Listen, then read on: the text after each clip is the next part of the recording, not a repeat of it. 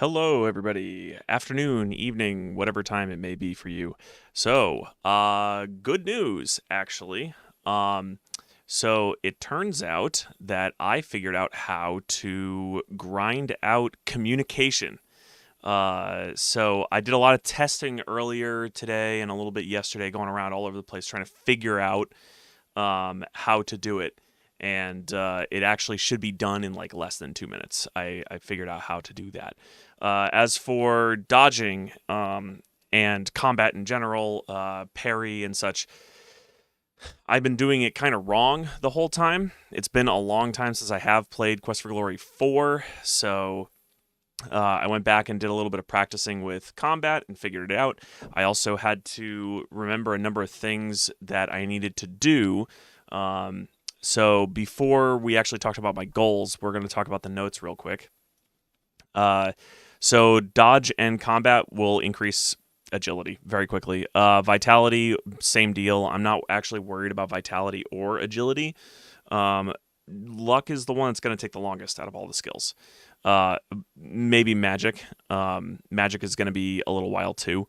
But this is at least deterministic. Magic I can do relatively easily by just casting spells right outside of Irana's garden, sleeping or resting rather over and over again until I basically end up having enough mana to cast more spells again.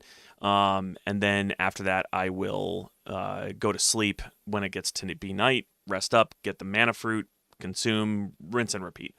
So this will take a little while to do, getting my magic up, but that shouldn't be too much of a problem. As I said, communicate will be done in like 2 minutes. It's a greet spam. There's actually a specific person I can go to greet that makes this very, very quick. And it doesn't change screens. It doesn't change portraits. There's no dialogue involved. It's very, very quick. Weapon use is the same deal as always. Parry and dodge are functionally the same thing to do. Basically, what I'm going to do is for dodge and parry, I'm going to lower the difficulty to 0. And then I'm going to fight a bunny. And that's pretty much what it's going to be.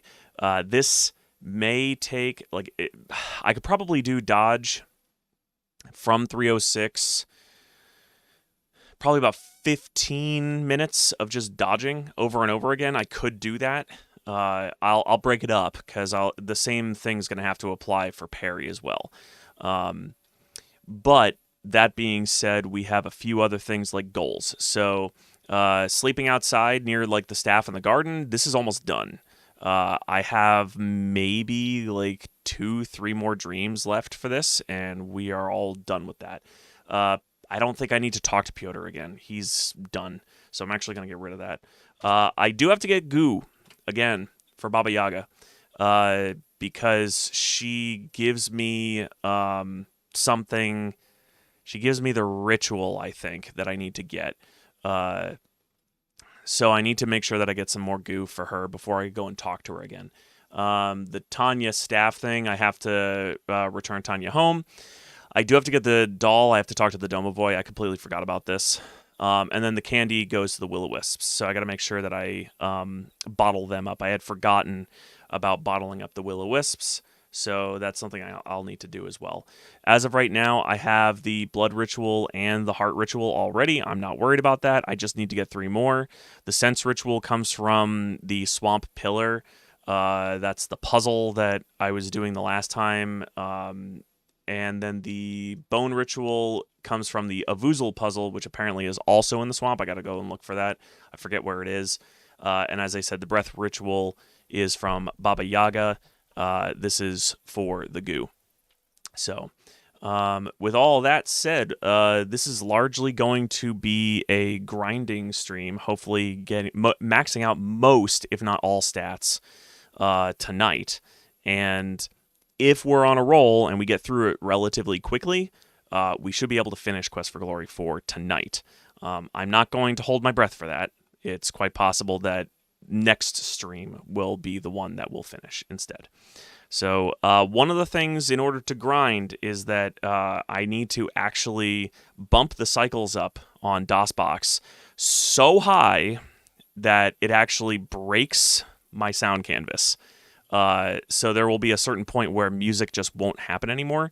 So I'm debating on using the Sound Blaster music instead, just to fill in a void where there's like no audio going on. Because I guarantee it's going to happen. I guarantee that the sound canvas is going to break due to the fact that everything is moving so fast. Oh, interesting. What does the cycles thing do? It increases the speed at which panels show up. So if I talk to somebody in dialogue and I select a dialogue, or some pop-up comes up that gives text, it increases the speed at which that comes up and goes away. So this is how I'm able to, generally speaking, greet spam so fast, and as well as casting spells. So casting spells, one of the things that you can do as well is you can cast so quickly, like Flame Dart, for example. You can cast it so quickly that you can cast multiple casts before the amount of mana that's used comes into play. So most of for like dodge and parry, cycles don't matter for that, because there's actually a set speed that combat does. So for that, I'll actually reduce the number of cycles, but it's easier for me to quit out of DOSBox and come back. So we may as well get started and start with the greet spam right away, because that can be done in literally like 2 minutes. So CDQFG4 Sierra.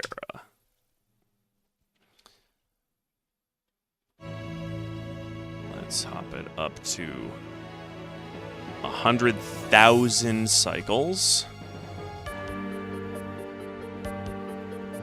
I shouldn't even need any more than that. Realistically, 50,000 cycles is probably good, but we're just going to go ahead with what we got there. So, first and foremost, we're going to bump speed up. We're going to take a look at what our communication skill is. It's only 316. That's not a problem. If we actually go over to the inn and we talk to the innkeeper, if we greet him, there is no panel change. It just says you get a smile in response, and that's all I have to do. So I have to hover over it, and then if I hold down enter, this is basically what I do. And if I do this for the next 2 minutes, so at 5:14-ish for me, that's basically when I should stop this. So if I were to talk to any of the other characters, they all end up having their portrait come up, which does take more time. It actually, it's surprising just how much extra time it does take by simply transitioning to their portrait for their line to greet and then back again. Whereas this is much, much faster. So I use DOSBox a lot, but I don't have a strong sense of what sort of emulated machine speed the cycle setting corresponds to. Like if I set it to 25,000, am I effectively emulating a CPU with a 25 megahertz clock speed, etc.? No. There is no direct correlation to cycles, unfortunately. The best thing you're going to get for... I mean, it's a good guess, but unfortunately, cycles is kind of arbitrary. If you want to get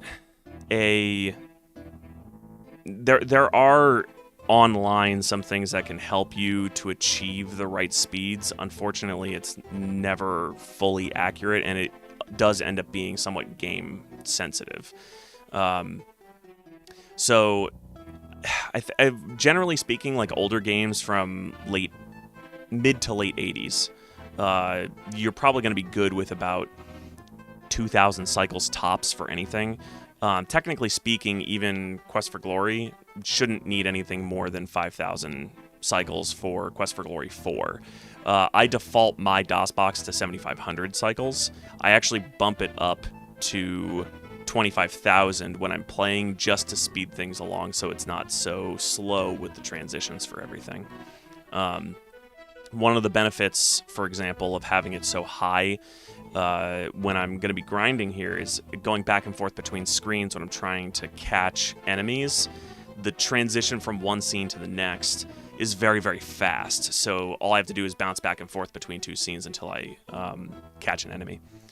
I mean, I like the idea of being able to do that, but it's not really important to my experience personally. The games I care about work just fine with the default settings. Yeah, almost always. And most games will end up having some sort of setting for them set up for you to begin with. So even including the old Sierra games that came only on bootable floppies, didn't even use DOS. Yeah. Yep, pretty much. The default settings should be just fine. No more than 2,000 cycles for most of those older games.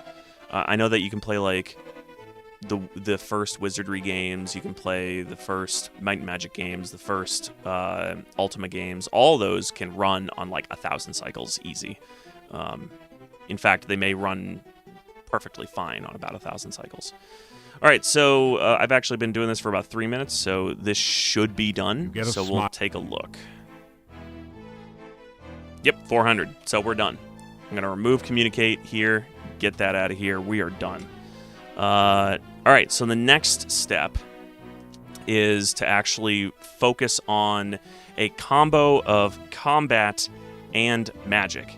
So what I'm going to end up doing is I'm going to go to the Irana's Garden, and while I'm there, I'm going to cast spells as often as I can, and then I'm going to bounce back and forth until effectively I have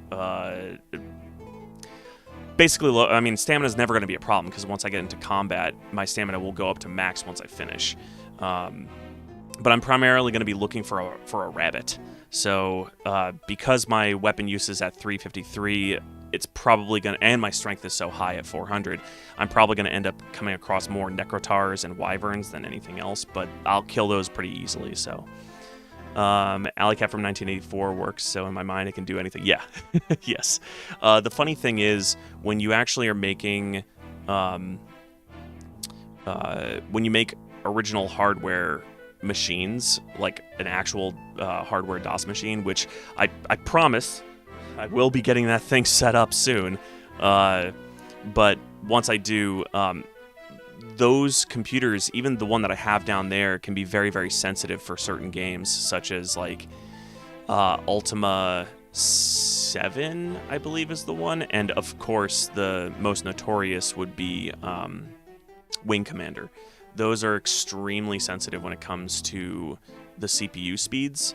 So most motherboards don't have the option to do what DOSBox does, like adjusting the speed of the processor.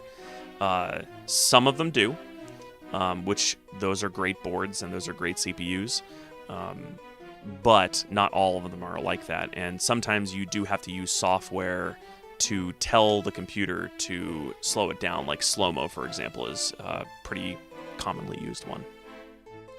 All right, so we're going to go head down to Irana's Peace, but now that I've finished that, I'm going to save, and we're going to call this, instead of Sphincter, we're going to call it Grind.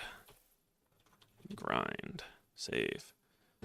And we're going to go head down real fast. Right down this way, over and up. And then I'm going to actually cast the fetch spell here for the mana fruit. And then we're going to come back down here and save again as Grind. And now we're going to, basically the way to pull enemies so that I can do the combat training is just go back and forth between two spots. Just back and forth until something comes along. There we go. In fact, this is exactly what I wanted. So now I just hold the up arrow, and this is what dodging is. However, I have a nifty tool to use, a stick, and if I actually jam that between the key and the arrow, hands-free. So the only issue that I would say from this process is that the music is, at least for me, ridiculously loud. I don't know how it is for you. It does look like it's at minus 25 decibels, so it might be overpowering my speech specifically. So, I mean, this is pretty epic music for a rabbit. It's sounding nice and balanced to me. Okay, good. So this actually can take a little while. I was bouncing up and down like this for about 5 minutes earlier today on a test save that I was doing. And I went from, what was I starting at? My dodge was at 306. My dodge ended up bumping up to like 360 something, I think, for about 5 minutes. But we also have to take parry into mind. So, I also didn't actually lower the difficulty, I don't think, but that's not a problem because it doesn't really matter. Rabbits can't hit me anyway. They hardly can anyway. I'm gonna have to lower the difficulty when it comes to parry though, because he will hit me, and lowering the difficulty will decrease the amount of damage and his hit chance as well. So.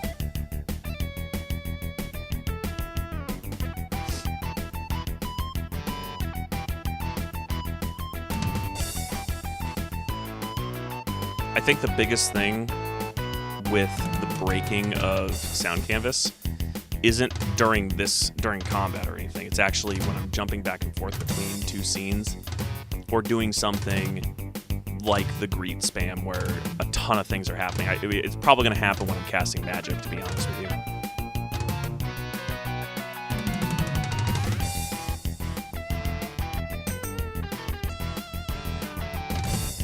I also might get sick of the music after a while, too, because it is the same song over and over.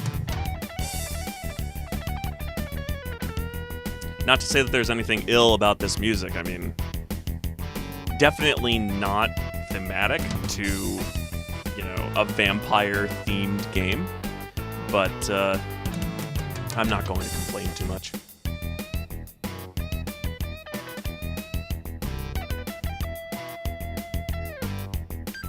I actually don't know when I started this combat either, at what time.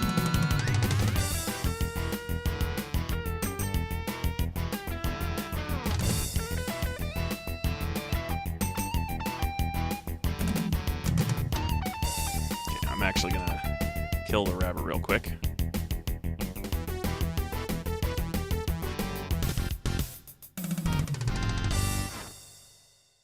And let's see where that brought my dodge. So my dodge was 306 before. It's now at 334. So that's actually not bad. That was just jumping like maybe for a couple of minutes. So dodge is now 334. Agility has gone up by 10 points. And my luck is also going up. So luck will be the slowest to go up. However, luck actually does go up based on parry, weapon use, parry, dodge, and actually magic use as well. So I shouldn't have a problem with that too much. So if I actually do this, and let me actually drop the skill all the way in case I come across another enemy. We're going to save as grind. And this is where the audio might break. You don't? Okay. And let's take a look through 169. So that only went up by 2. That's fine. Whoops, 69. That went up by more than 2. That went up by 5. Excuse me. Eat the fruit, and let's do this and then that. You don't. Okay. Rest. After some rest, and this is effectively what I do. I'll go into combat. I'll rest for a while. I wish there was actually a faster hotkey for efficiency's sake for this. There is not, unfortunately. One more rest, and I should be able to sleep all night in Irana's peace, or not peace, in Irana's garden. Go back up. Sleep all night. And then we're going to have a dream. The darkness lies sleeping. You say the ancient words of ritual and enter its mouth. You touch its bones and they harden around you. You touch its frozen blood and the blood flows. Everywhere you walk, your life energy seeps into the darkness and the darkness grows. You have entered the heart of darkness. You awaken as the sun begins to rise. You wake in a cold sweat. You remember every detail of the nightmare as though it had really happened to you. Okay, and there should be 1 or 2 more dreams. I can't quite remember. But then after that, it'll no longer have any dream sequences. Gonna leave, come back, cast the fetch spell so I can get my fruit. Your magic. Go back outside, and let's just spam fire flame dart again. Eat the fruit. You feel it. And we'll actually rest a little bit.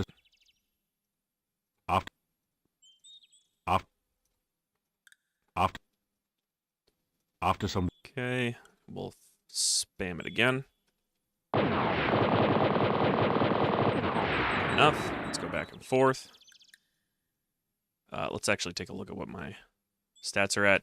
Vitality's gone up a little bit. 3 points. Vitality will finish pretty soon. Magic is at 187, so that actually went up quite a bit. And then now we can look for a bunny rabbit. Perfect. And where'd my stick go? There it is.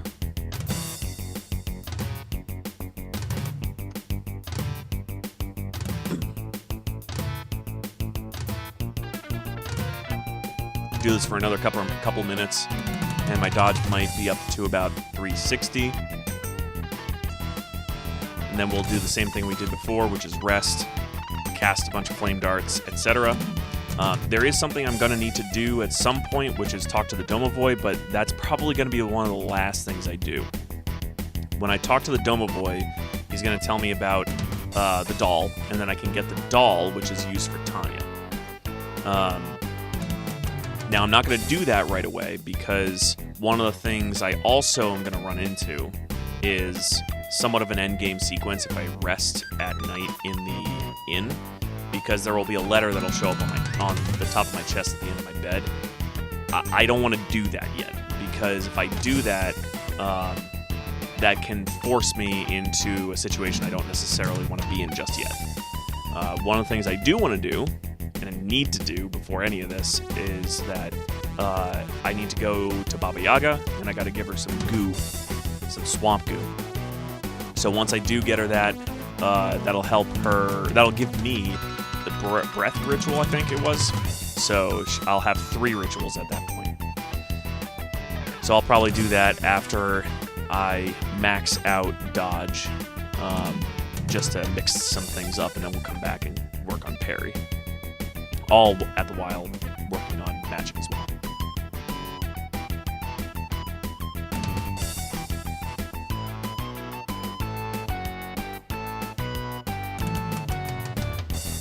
Okay, we'll do this, and then I'll actually let my stamina recover, and just kill the bun.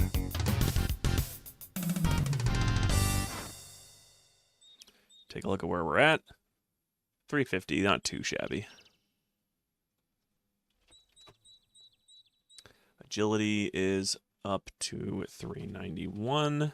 Luck, 327. Yeah, let me save that. Okay. And go back up. Yeah, I want to cap out my dodge first. This is fine. I can actually kill these guys pretty quickly by just jump attacking, which I did not know was the easiest way to attack them before. Pretty easy.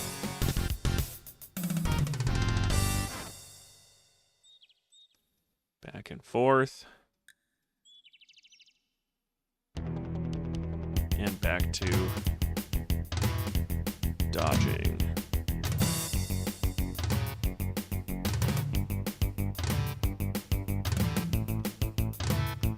Oops.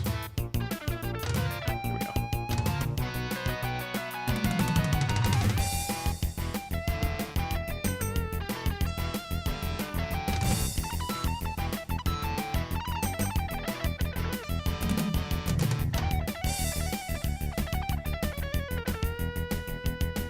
I was actually worried before today's stream when I hadn't tested the greet spam yesterday. I did test out this stuff, like dodging and casting spells and seeing like rate and such and how to do things.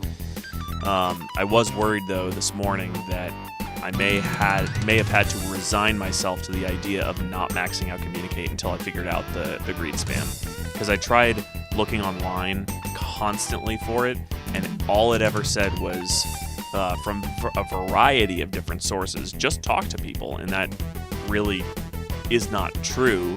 It is true based upon certain contexts, like progressing a certain quest, for example, or just dialogue options, but it leveled so slowly that I was actually concerned it would take forever and wouldn't be worth it, especially since Communicate doesn't even exist in Quest for Glory 5. But once I found out that the greed spam got it done in like 2 minutes, I was like, oh, easy. Easy skill. Probably should have done that right from the get-go if I knew about it. I need to make up a list one of these days, because I'll be doing this again. Not soon, but one of these days I'll come back and play like a magic user or a thief. And if I have my notes for each game while it's still fresh in my mind on what to do and what's the most efficient way to do it, should make it pretty quick and simple. I might actually play the original EGA, Quest for Glory 2, and 1 for that matter, just to mix things up a little bit too.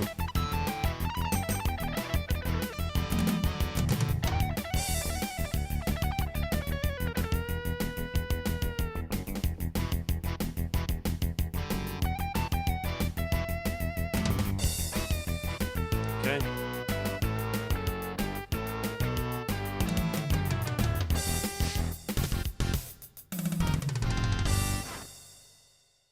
The benefit of being a paladin. Ah. Okay, let's go back. Take a look. Agility is almost capped. Dodge is at 372, up 22 points. That's awesome. Weapon use is up by 2. And agility getting close to cap here. Okay. I'm actually going to rest and do a bit more magic training. After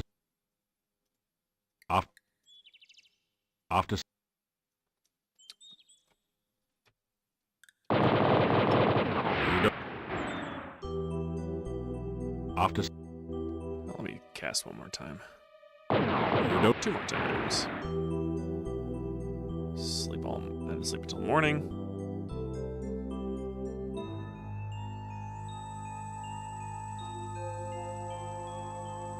You are walking dark halls and you are dying. You know you are trying to find something, but you cannot remember where or what it is. It's cold here, and all your warmth is draining away. You see light ahead of you, a faint ember of what it once was, but you know that this is what you seek. You reach for it but stumble, and the light goes out. The darkness awakens. You awaken as the sun begins to rise. You wake in a cold sweat. Yep, I remember every detail. Okay, out and in, and then fetch. Your man. Back out. Cast Flame Dart. You don't. Eat the fruit. You feel. And once again, Flame Dart.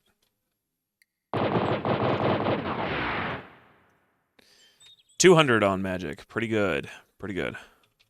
200. Vitality, 398. So close.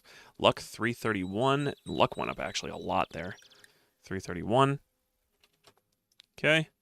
And now we need to actually go back up here and then do this.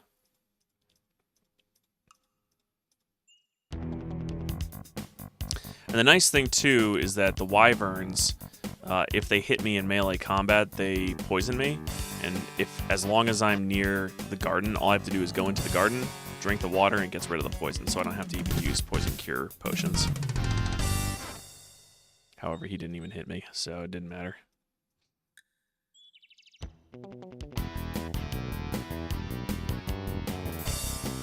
Now for the Necrotars, I prefer to just swing, because they have this habit of avoiding the jump attack.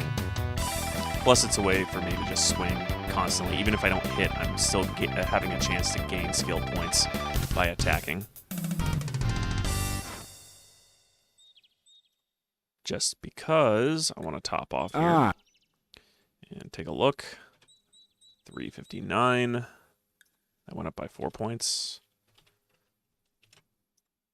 Okay. Nothing. Whoops.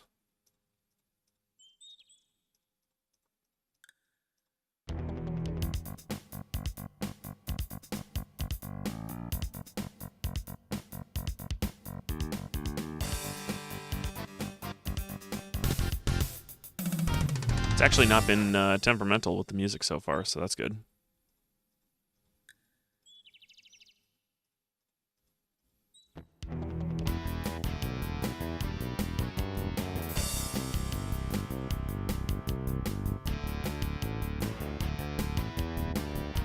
Yeah, knock on wood, but it seems to be fixed. In terms of the audio issues that I've been having for a while, yeah. I mean, I had a really strong feeling that the audio issues that I was experiencing for like 2 or 3 streams was simply because I was separating out the audio, and I didn't want to give up that control, but ultimately I had to, because it is a beta feature, so I can't really do anything about that. As for the sound canvas, during my testing, because of how many cycles I'm running at, the sound canvas would break just because of like the amount of sounds that were coming out of the game constantly at such a quick rate. But thankfully it hasn't broken yet.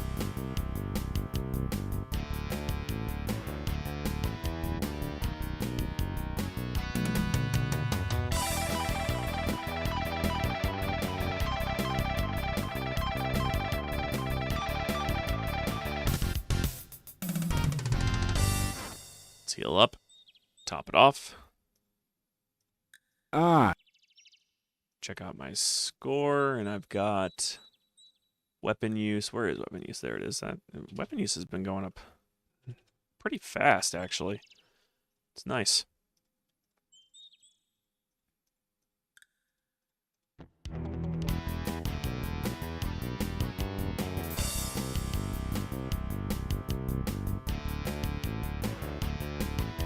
This would probably be a nightmare if I was just a fighter, because I don't have the ability to heal myself as a fighter. Just spamming these things over and over again. I'd have to constantly be resting.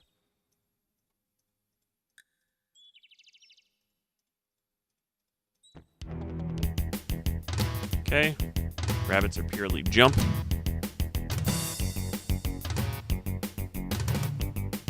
Or I should say dodge, not jump. I was trying to find a way to like increase my mana regeneration quickly, or the ability to cast spells if I had no mana, so that I could spam my magic skill, but I couldn't find a way to do that. Silly question, but is it possible to play through the series as a fighter without becoming a paladin? Absolutely. Yep. You do not have to become a paladin. There are actually unique things for specifically just fighter. That are in Quest for Glory 4 and 5. Definitely worth a run. I don't think I've ever done it before, to be honest with you. It would definitely be something I'd like to do in the future. So, like, Paladin is fun because it's different due to the fact that it's a quote-unquote secret class. But it's a good first run for a stream. And then Thief would probably be next, then Magic User, and then Fighter. Fighter has a lot of unique stuff for it in Quest for Glory 2, but that's by design. Especially since there is no Paladin that you can play as in Quest for Glory 2. Magic Users can become Wizards. Is there any Ascended class thing for Thieves? So, the thing about Wizard is that it's more a title than anything else. You don't actually get anything other than a staff. And the spells that you get, you can get them at any time, realistically. So there is no quote-unquote ascended class for thieves. Technically speaking, the only secret class is Paladin. And I've mentioned this before, but contrary to popular belief, any of the starting classes can become a Paladin. If you're a wizard, you can become one. If you're a thief, you can become one. Basically, you just have to not do certain acts in Quest for Glory 2, and you have to have a high enough honor. So it's not worth it, in my opinion. It's always much better to just stay as your core class, because you literally cannot do any of your thief actions in Quest for Glory 2 if you choose to go the route of a Paladin as a thief.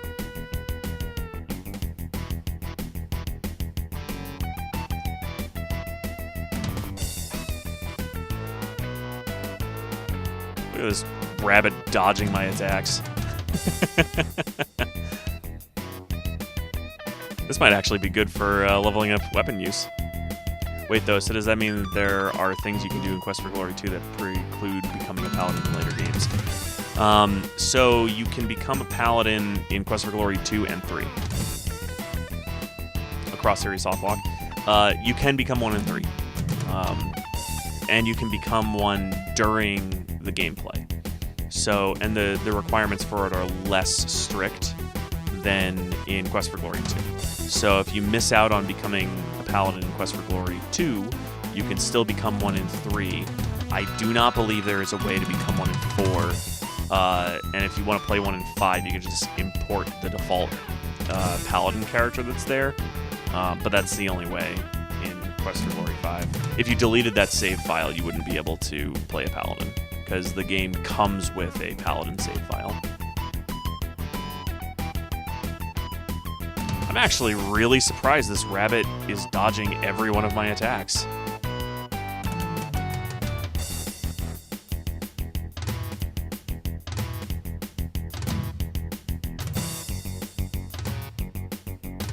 He took a lesson from my book.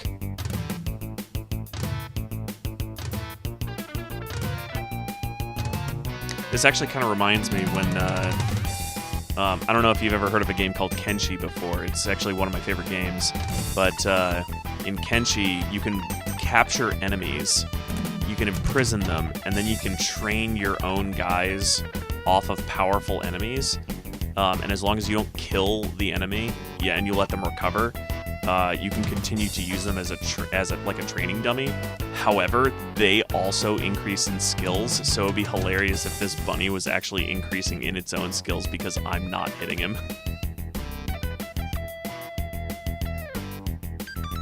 Alright, let's change up the attack because he can't dodge these.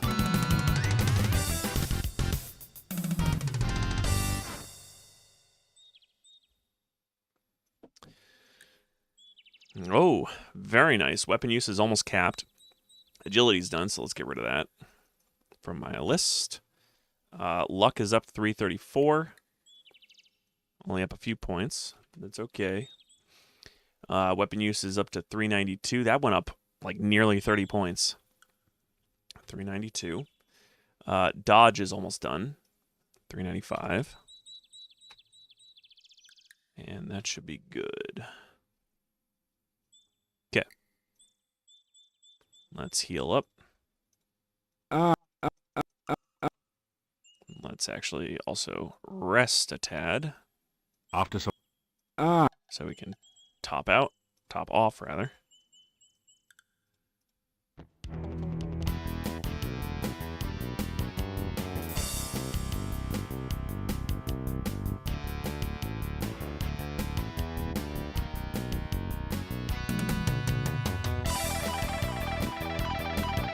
This guy is charging.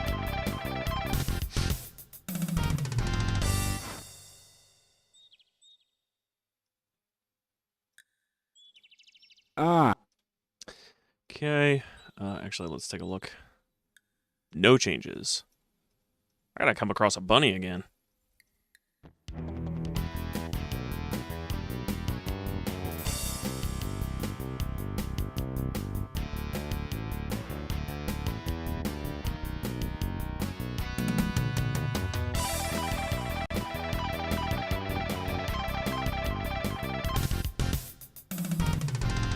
See if there's any change to weapon use. Sure is. Went up by 2 or something. Yep. But went up by 3. So almost done with that. There was another one that I actually went up to. Magic?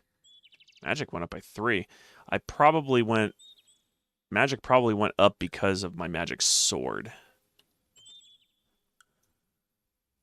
Okay. Come on, bunny. Or wyvern.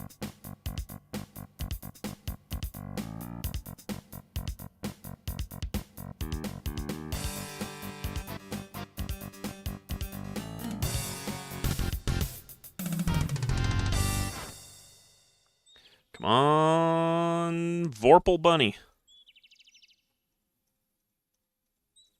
Oh, wyvern.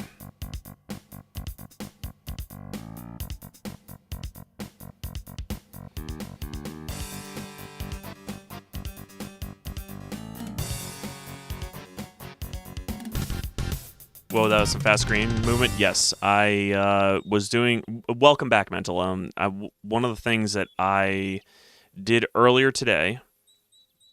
Happy Sunday. Yes, it is a nice Sunday just before Thanksgiving break. Although, as I have mentioned before, I'm going to be not streaming tomorrow, but on Tuesday. I'm going to have a long day tomorrow. But after work on Tuesday, I have the rest of the week off, so that should be nice. So I upped the speed all the way and lowered the difficulty all the way. This is to expedite my skill grinding, and since it seemed I'm assuming you weren't here for it, I got communicate up to 400, and most of my other skills I'm working on right now, and I'm getting them all the way up. I did a greet spam. If you go and talk to the innkeeper and you just greet him by increasing the speed and then bumping the cycles up to about 100,000 in DOSBox, you could just hold down the enter key over greet, and if you do it for about 2 minutes, it maxes it out. So now what I'm doing is now I understand. Yeah. So now what I'm doing is just working on weapon use, basically all the rest of my skills, which are relatively easy to do. Magic will be the most time-consuming. Luck is going to be the most random, which, makes sense. It's luck. But now I'm just basically farming for combat. I actually came across a Vorpal bunny who got into melee with me, and I started attacking him, and he dodged every single one of my attacks, so I attacked him for probably about 2 minutes, and my weapon use went up like 30 points.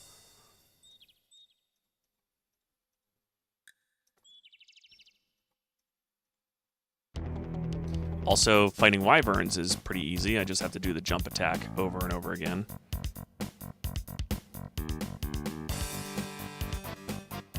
And if they ever hit me in combat, in melee, all I have to do is go north and then drink the water, and it gets rid of the poison.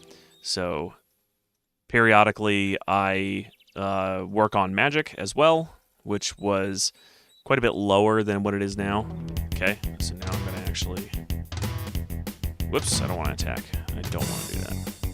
I want to dodge, because my dodge is at 395, so I just need to do this, and as I showed NB earlier, I have this useful tool called a stick, and if I just cram it in there between the arrow key and the keyboard, I have hands-free dodge. So if I do this for like another, probably not even 2 minutes, if I do this for about a minute, my dodge should be capped out. In fact, what I'm going to do, once it hits another minute or so, I'll start attacking the rabbit without the jump attack and see if he starts dodging again. Because my weapon use is almost done too, so if I can do that for about a couple minutes, I should be golden with both of those skills. And then I have to go get goo again, and then go talk to Baba Yaga.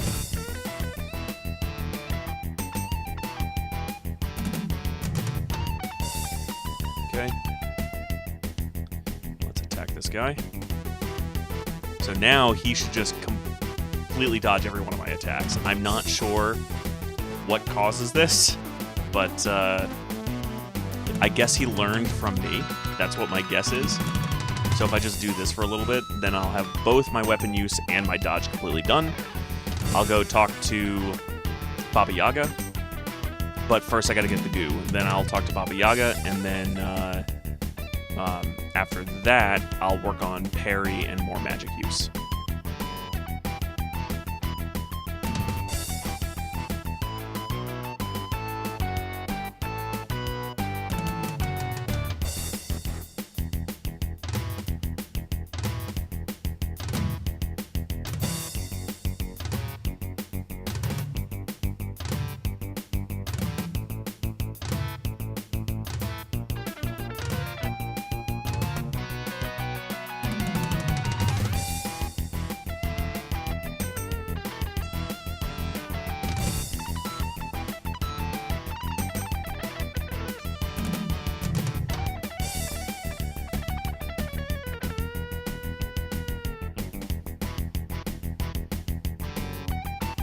Alright, that should be enough. So let's kill him.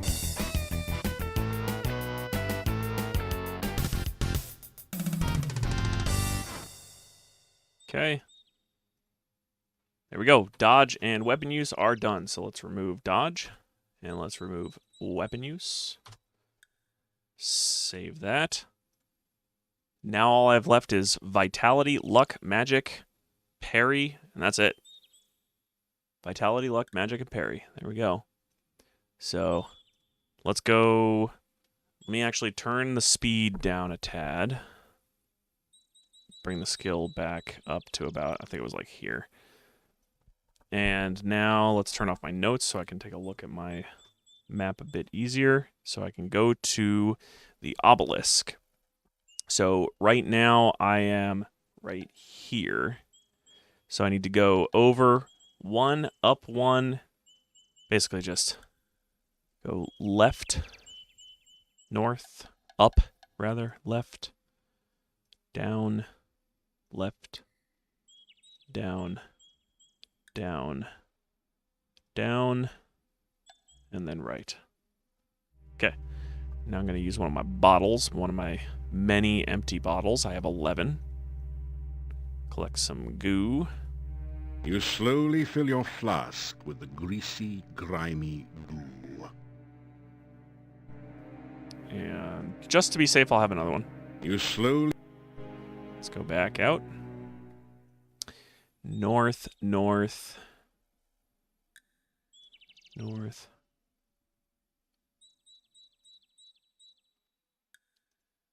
Let's go this way and then this way. Let's go over a couple of times until I hit the rock wall, then down, and then over until I can go no further. Down, down, and then magic word. As you repeat the magic phrase you learned from the Lishi, the bushes on the west spring apart as if by magic. Oh, that's right. It is magic. All right. Now Every sense I'm gonna save real quick because I think this is what I'm supposed to do. Grind. Hey, if you and Baba got something going on the side that I don't know about... You tell me. Baba Yaga speaks out loud. That's so true. Glue his shoes. You find your feet stuck again to the floor.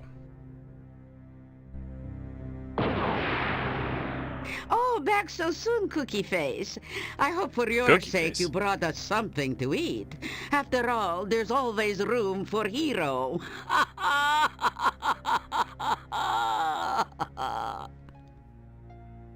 All right. How about Groo Goo?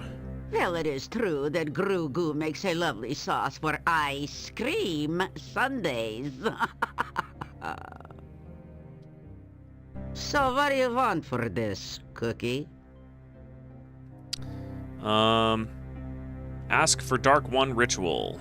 You ask Baba Yaga about a Dark One ritual. So, you heard about that, huh? I found it in the hangman's tree some years ago. You're asking for trouble, I hope you know. Using the ritual for any purpose will only bring you grief. It can be used in either one or two ways.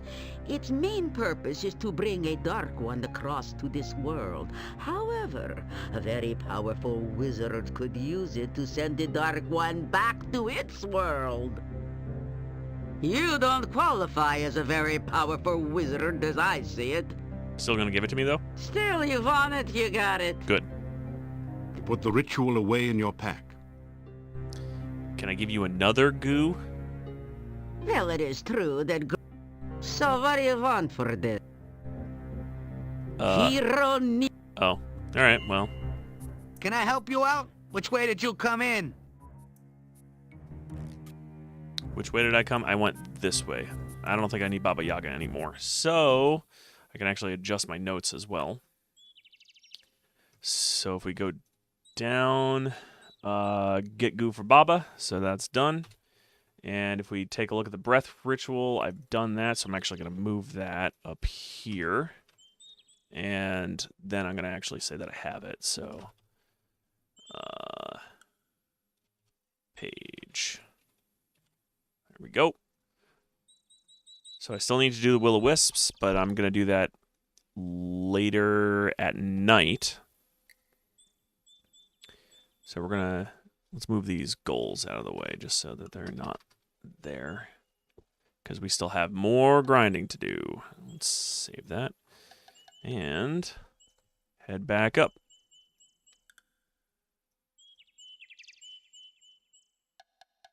And yeah, so this should be it. Yep. Okay, I can actually bump up the speed, lower the skill. Let's actually cast Flame Dart a couple of times. And then look for something to fight.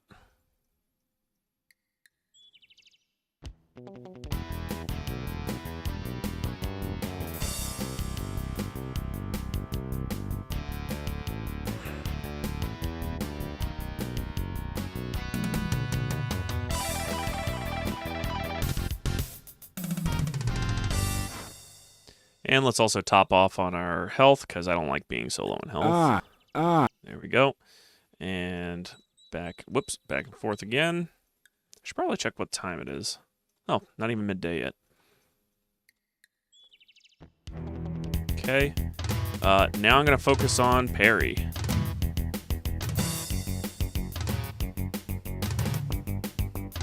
Can I do that? Yes, I can just hold it like that. So let's see if I can stick this in there too.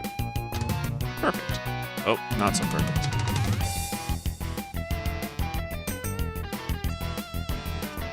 Come on.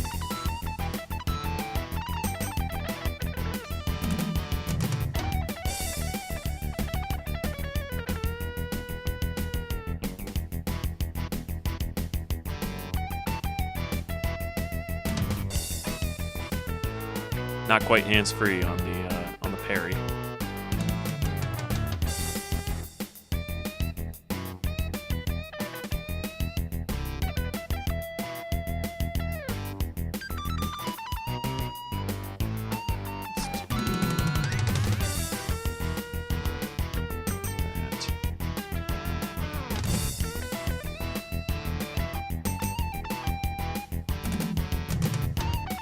It's actually hard for me to know how well parry is going to do. Mostly because I didn't test it when I was doing all my testing earlier today, but I had a bunny as a kid, most boring pet ever. I believe that. There was a family that was down the road from where I lived. I say down the road, it was more like down like 4 different roads, but they were within biking distance, let's put it that way. And they had like 6 bunnies, and I remember going to their house largely because I had the hots for a girl that lived there, but that was about it. And I was quote unquote friends with one of the guys. Not really, I just kind of hung out because of the girl, but Anyway, they had like 6 rabbits or something, and I remember the rabbits didn't do anything ever. Oh, I didn't. I never did. Never got the girl, but like, it was neither here nor there. The funny thing about the whole situation is that the guy that I was quote-unquote friends with, I actually started hanging out with him because I did think he was cool eventually, and he actually got me, come to think of it, into a few of the old, they were old console games. He actually introduced me to,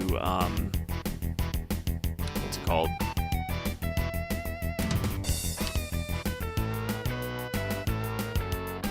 God, I can't remember the name of it.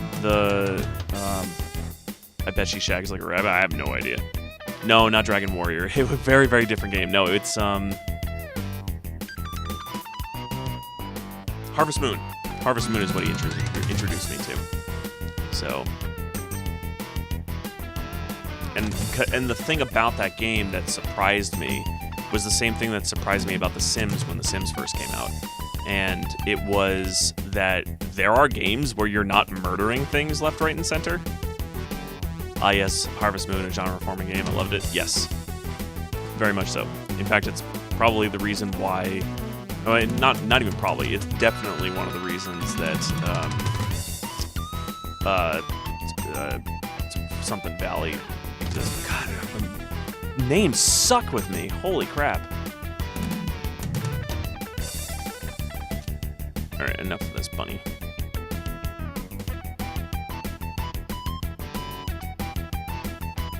Alright, let's see how... let's see how that did for parry. Slow. That went up by 2 points. Maybe I have to spam it. My luck went up a good deal, though. So, 341. Now it's bugging me. I gotta look up the name of that game. Whoa, that's not how you spell that at all. Stardew Valley. God, I couldn't remember the name of Stardew Valley. Yeah, anyway, Stardew Valley was heavily inspired by Harvest Moon. Not just inspired, like, the guy who made it, I believe in an interview, he said that there were no games like Harvest Moon out there other than Harvest Moon, and he didn't like the direction that Harvest Moon was going, so he just went and made his own version. Played that too, but didn't finish it. I got to year 2 when it first came out, and that was as far as I got. I'd like to go back and play it again. My sister is really into that game. She has a ridiculous number of hours in it.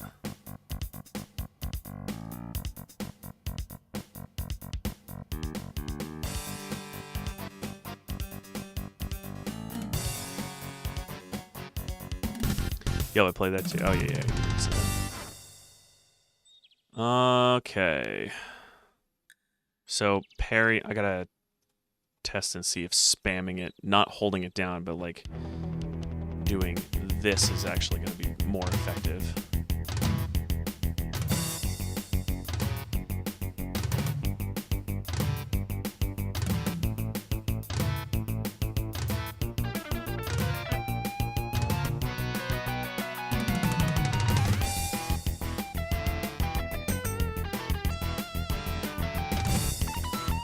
I might have to do this against, like a Necrotar or something.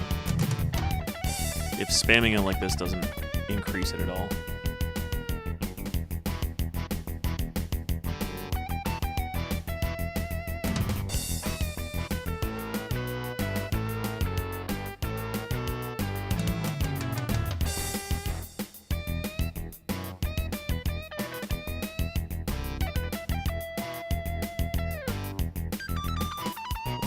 It wasn't as long as the previous one, but I want to see if that actually improves it faster. 59. Sure does. Spamming it is the way to go, not just holding it down. So 59. Okay. Let's heal up. Ah. Back and forth.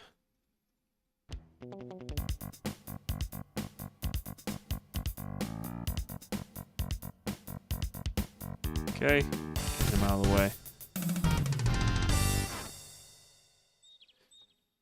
Look for a bunny or a necrotar. I'll accept a necrotar too.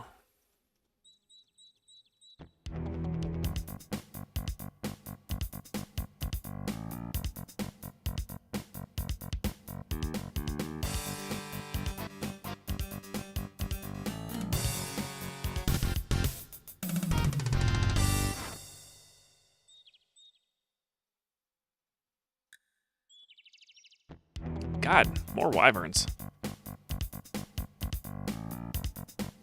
When I was doing my testing earlier, I constantly was getting necrotars over and over again, and I was specifically looking for a rabbit, and I think I came across a single one.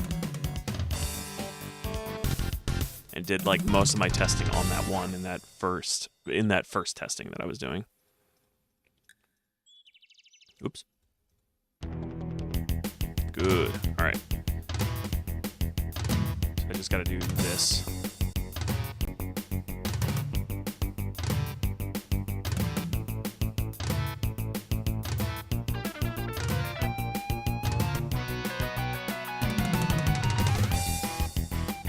Far more active than my dodge spam, anyway.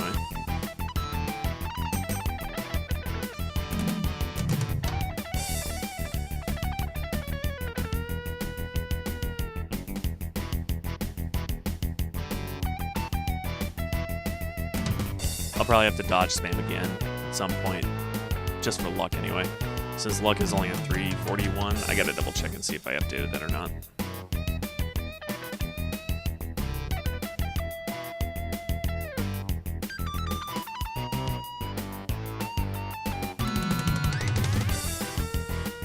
I'll say this much, if I can get magic and luck maxed out today, though, I'm not banking on this, but if I can max them out, I might be able to start Quest for Glory 5 today. So that should be good. I'm looking forward to that.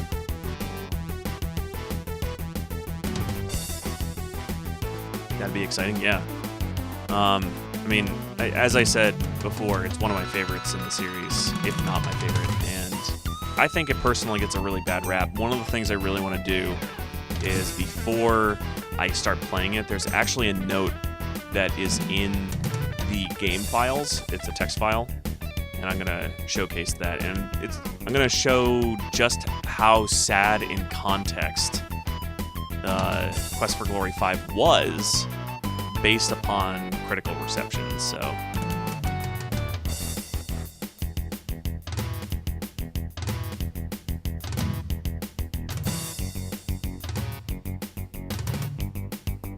I'm just happy it came out at all. Me too. Very much so. And honestly, like, it doesn't really deviate that far from the original point-and-click games, like this one and the previous ones. Honestly, the biggest deviation was 3, more than anything else, because it got rid of the text parser entirely.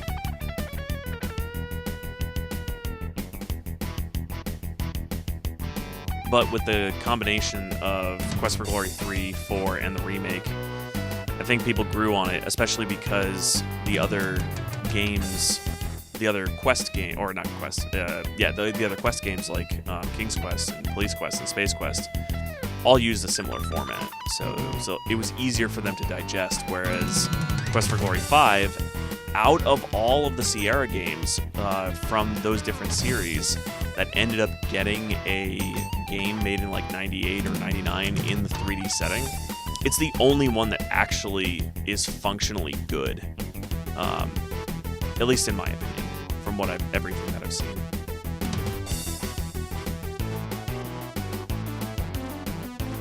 Okay, let's kill the bunny.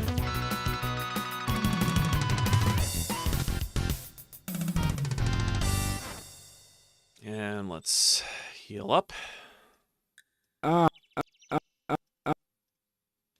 Didn't they make their own engine or have someone make a new one? They made it in-house while they were, before they developed the game, they created the engine for it. Okay, parry is done. Fantastic. Let's get this out of here. I'll even delete that note. Luck is up to 47. Beautiful. Beautiful, beautiful, beautiful. All I have left is 2 more in Vitality. That'll come eventually. And luck will probably be the most frustrating, I guess. It's not really that frustrating. It'll be the one that is least deterministic, whereas magic is deterministic, so I should be able to level that up relatively easily, so I can actually focus on that entirely now. So I don't even need to be out here. I'll be here, and the way I'm going to handle magic is I just rest outside. After some rest. When it gets a bit dark like this, I spam. You don't. Rest one more time. After some. Go up and sleep until morning. I think I have one more dream. I think this is the last dream. You feel the sensation of floating freely in a swirling cloud of magic. You are warm and safe, surrounded by the sound of peaceful beauty. You feel as if you are suddenly totally alive. You can remember every happy moment of your past, taste every favorite sensation, hear all the colors of the universe. This is the true joy of living. Suddenly, you find yourself trapped by darkness. You cannot breathe. The darkness is tearing the warmth, life, and magic from your body. Pain! The agony of lungs without air, the burning cold of a body trapped in ice, the terror of helplessness as death approaches. You float, cold and lifeless. You awaken as the sun begins to rise. You gradually wake, feeling relaxed and rested from the night's dream. Okay, and I believe that's the last dream, and there will be no more dreams, so waking up will be a lot easier. So I always come back in and fetch the fruit, then go back out and spam. You don't Eat the fruit. You feel it. Spam again. You don't. And then rest until it's night. After some. After. After. After. After. After. After. After. This should also increase my vitality and finish it off. After some. And luck will also increase over time as well. Af- So let's go ahead and spam this. You don't. And sleep until morning. You awaken as the sun begins to rise. See? Easy peasy. You gradually. And then rinse and repeat. Fetch. Yum. Get back outside, and let's see what my stats are at now. So 219, my vitality is done, so I'm going to remove that. And magic is up to 219. And I can actually work on, say, Frostbite. It costs 15 magic points, though, and Flame Dart is 5. I believe I can also do 2 for the open spell, or realistically any spell that is going to have a fast cast speed. I don't know how effective by comparison it'll be, but we'll try open and see how that does. It is a smaller spell cost, so You can't. You don't. and then eat You feel- the fruit. Cast open again, You don't. and let's take a look. 22, so that went up by 3 points.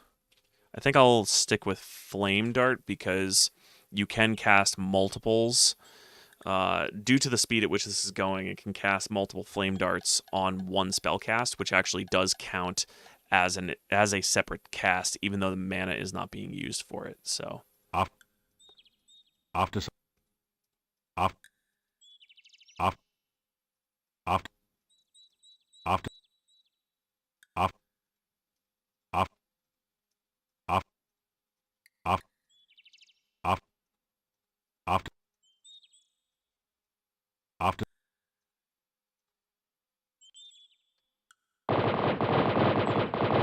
You don't. okay, sleep until morning. You are... You...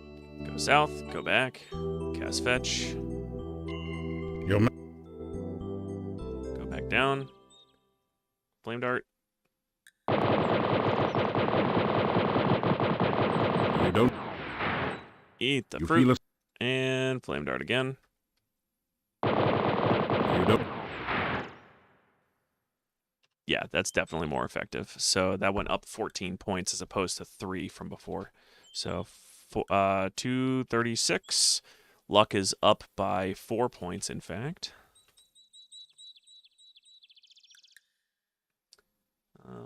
Let's bring this up like that. There. Okay, rest. Off. Rest and repeat. Off. Off. Off. Off. Off. Off. Ooh, not rest later. Off. Off. Off. Off. Off. And one more. After... Let's cast Flame Dart. You don't... Get some schnoozles.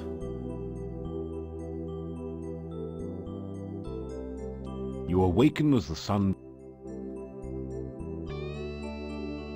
You grab... Okay. Get back up there and fetch. Yep. And again, Flame Dart. You don't...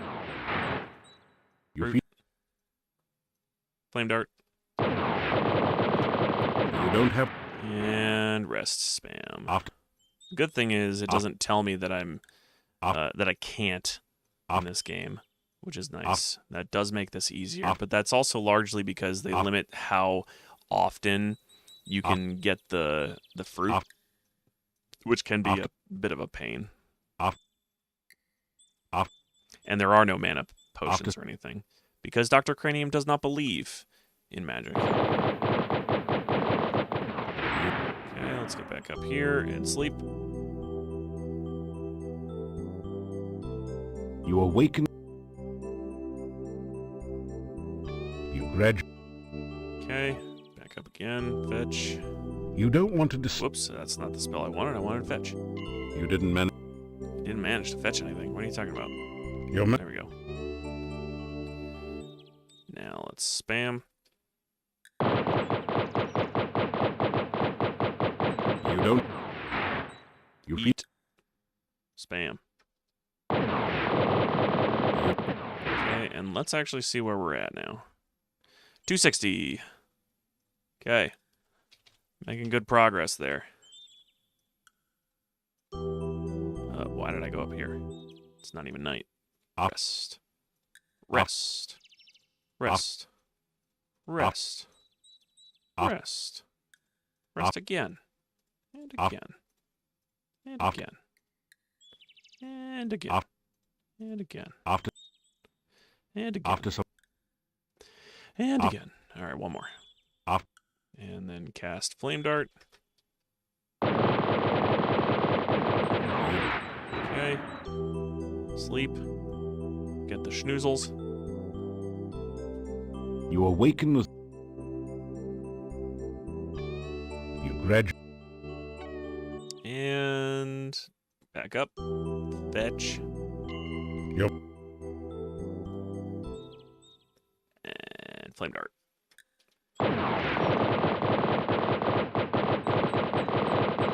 You don't have... You Eat. feel a surge... And Flame Dart.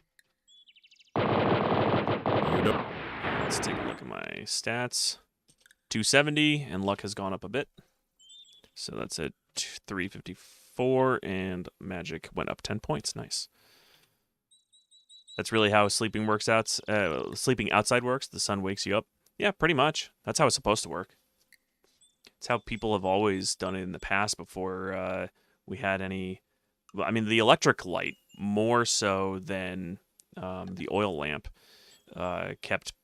keeps people up at night, and has always done so since it came into its inception, far more than the oil lamp ever did. Thank goodness for electric lights in houses. Oh yeah, you can do a lot more in your given day because ultimately what would happen is that you would just stay out. Well, you'd stay by a fire and can do things like talk to people. You know, that social interaction stuff, which is a very valuable skill to have. But they would tell stories and stuff. But when the fire would die down or would get pretty late, people would go to bed. All right, so let's rest. And rest. After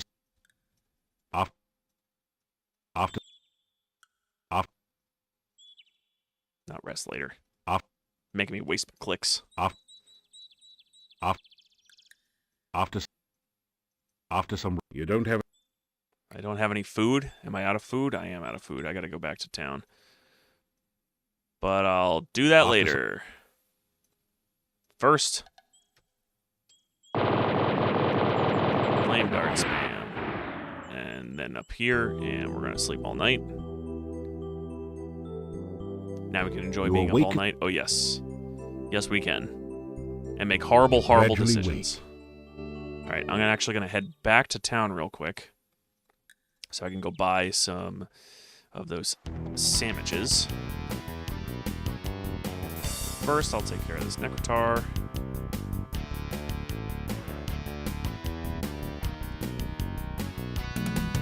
Okay.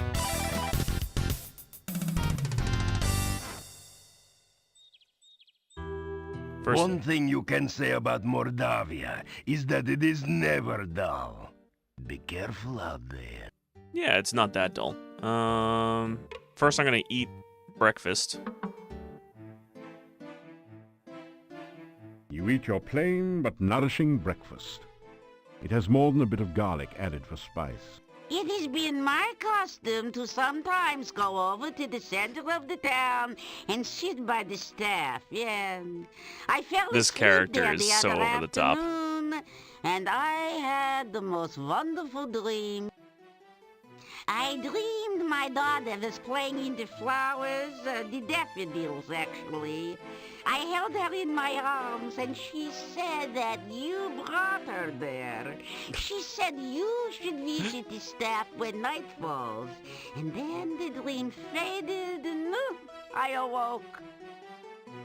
Oh, it was so good to hold my child again, even if it was only in a dream.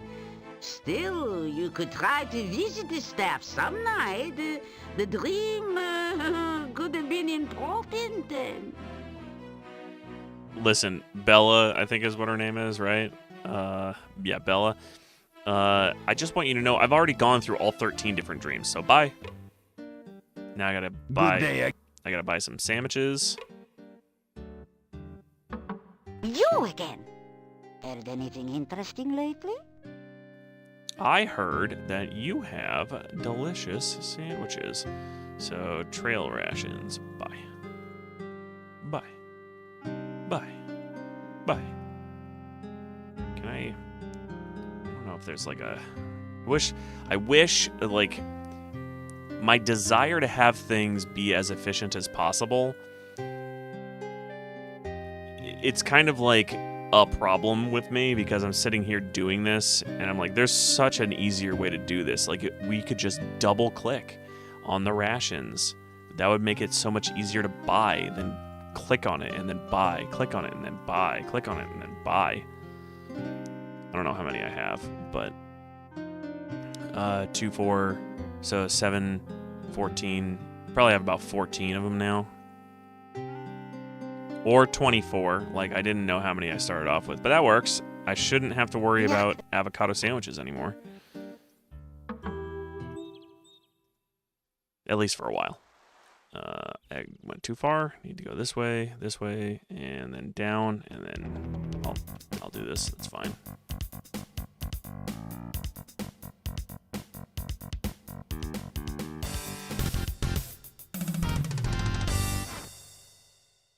Then over here, and now we can... Oh, wait, let me grab my fruit. You didn't I didn't manage to fetch anything because I didn't target it correctly.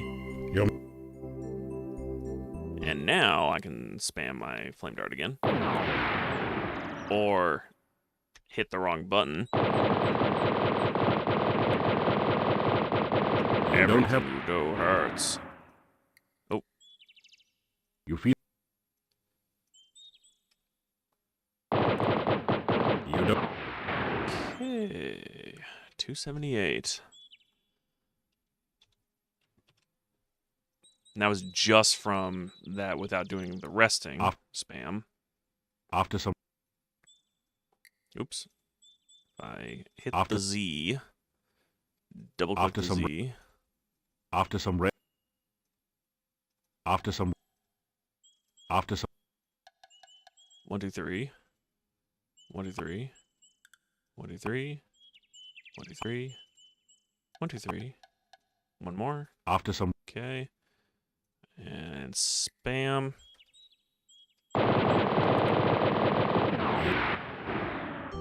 And sleep. You awaken as the sun begins to... You gradually wake. Back in. Fetch. Your man...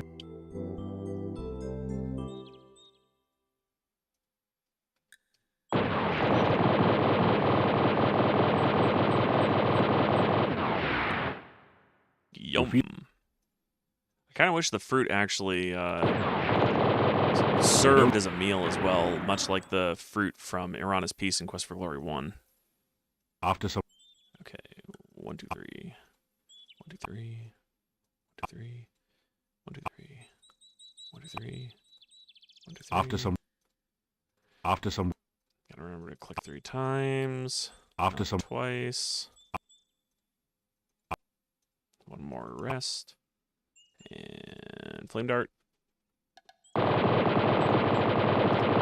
wake up and sleep till morning. You awake.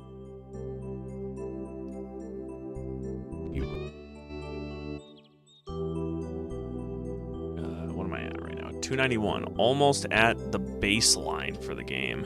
291. Okay.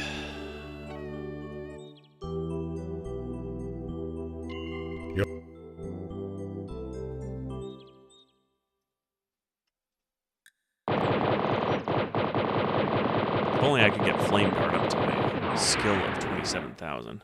You feel it? Instead, it's stuck at 400 forever. 400. 27,207. All right.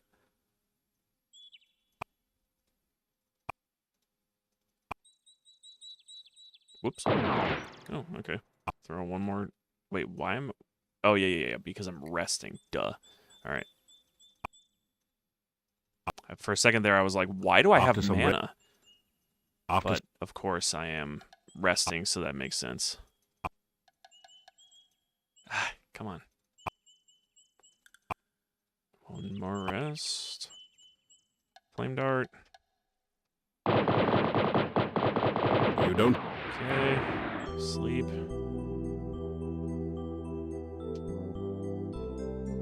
You awaken as the sun... You... Fetch. Your man... And spam.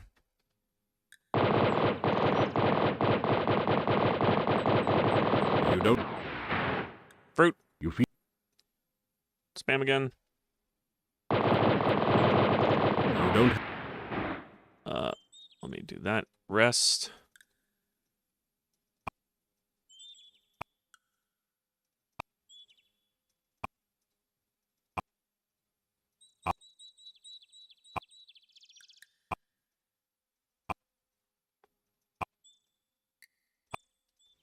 Oops. Okay. Spam Flame Dart. You don't... Back up and sleep till morning. You awaken... You grab... Down up. Cast fetch. Your Spam. You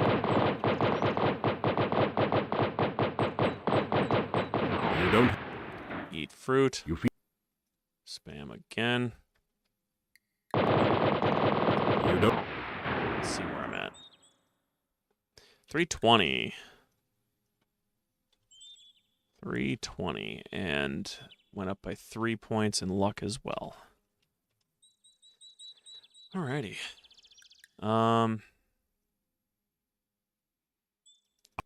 Resting, spam.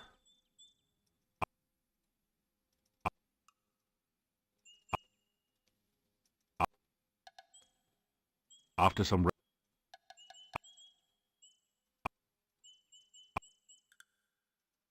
Oop. After some. Okay. Spam again. You don't. And sleep all night. You awaken. You grad.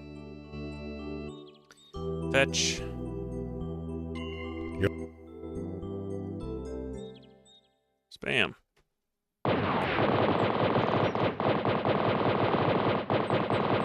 You don't. Eat. You feel. Spam. You. Rest.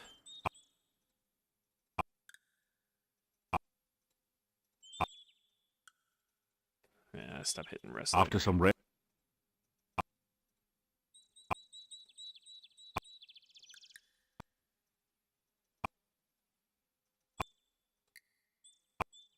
One more. Spam. Sleep. We'll go through this process again. You awaken as the. And then check where we're at. Don't forget to fetch. Yep. Spam.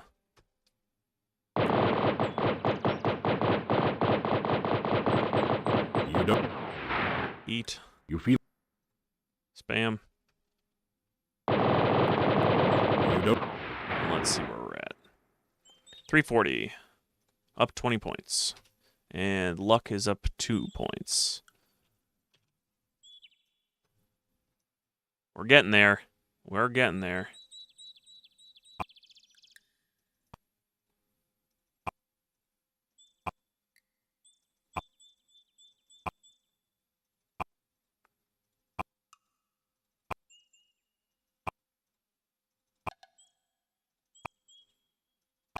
Okay, spam again.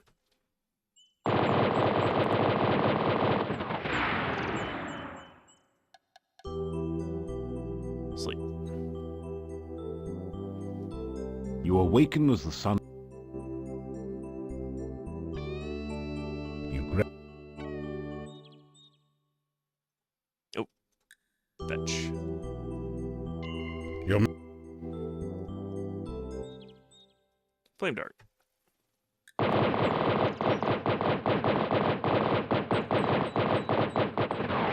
Say ah. You feel. Flame dart. And rest.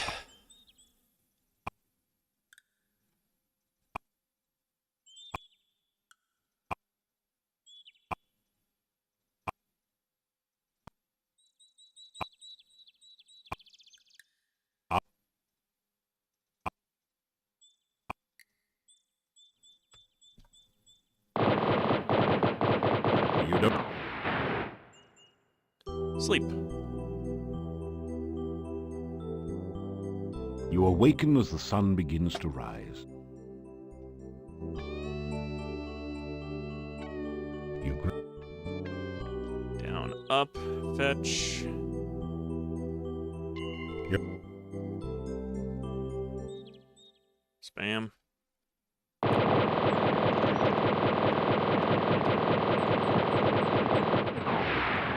Eat. You feel. Spam. Eat spam. And rest.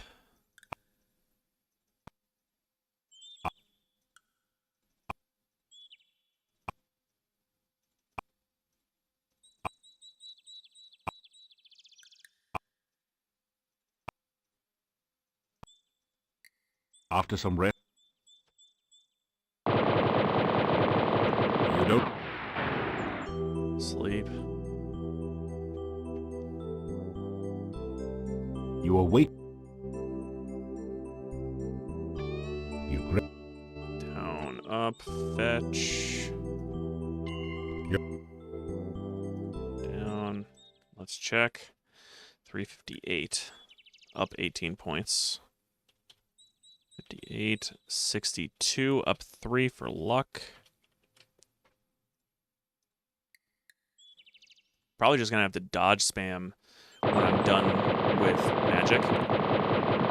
And what I might do is take a break No when one. I start that. Since I still run the game, I'll do the break then. Once I'm done with magic, I will focus on dodge, and then I will set it as a break for a little bit so I can go eat some dinner. Why did I come up here? 1, 2, 3. After some. 1, 2, 3. Whoa.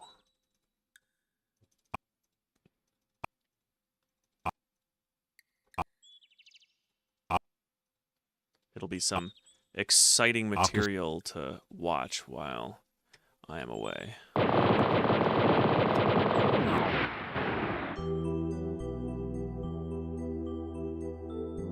And listen to, because I should have the You awaken as the audio sun. going on. Be right back as well. You. Get back up there and fetch. Yep. And I don't need to rest. I need to spam.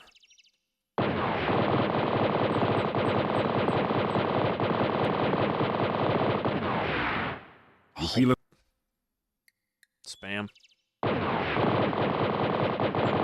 You. No, stop casting spells. You can't do that yet. Off. 1, 2, 3. 1, 2, 3. 1, 2, 3. 1, 2, 3. 1, 2, 3. 1, 2, 3. 1, 2, 3. After some. 3. 1, 2, 3. One more. Let's see what my sandwiches are at. 10? Holy crap. I am eating these things like it's no tomorrow.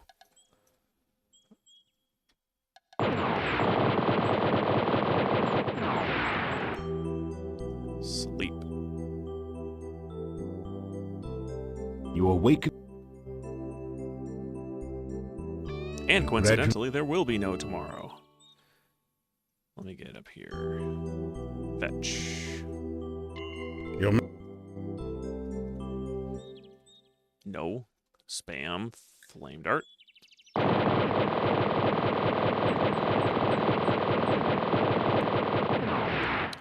Nothing. You feel it. There we go. And spam.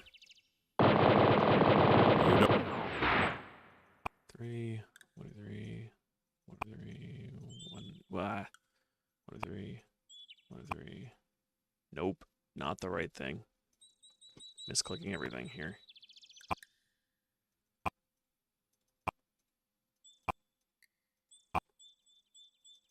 Ah, come on. Silly. Okay. Alright,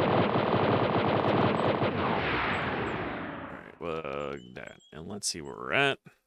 380. Almost there. 380, 366 for luck. Sleep till morning. You awake. Probably like 2 more of these cycles. You grab. Your. So this will be the first cycle.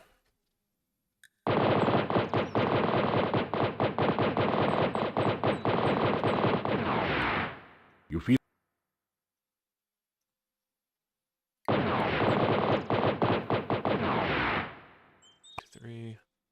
23, 23, 23, 23, 23, 23, 23, After some rest, 23, 23, 23, and one more, and then spam. Okay, end of the first cycle. Start of the next cycle. Cycle await. 2. You Fetch. Yep. And spam.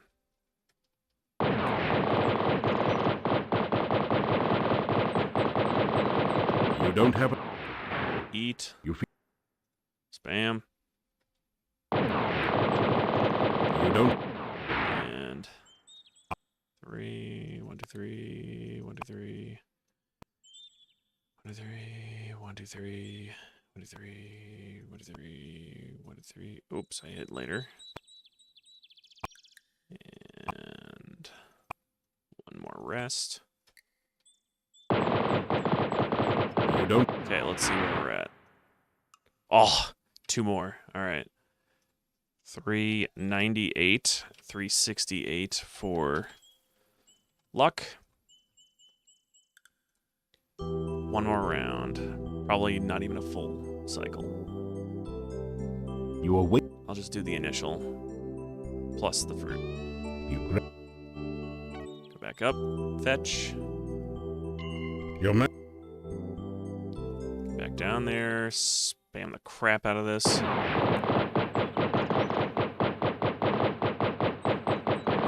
You don't Just for safety's sake, feel- eat that. Spam again. you don't Okay, and let's check and see where we're at. 4 hundo. Let's get this out of here. Just luck left. Okay. I'm gonna save, grind. I haven't saved in a while anyway, so it's probably good. All right.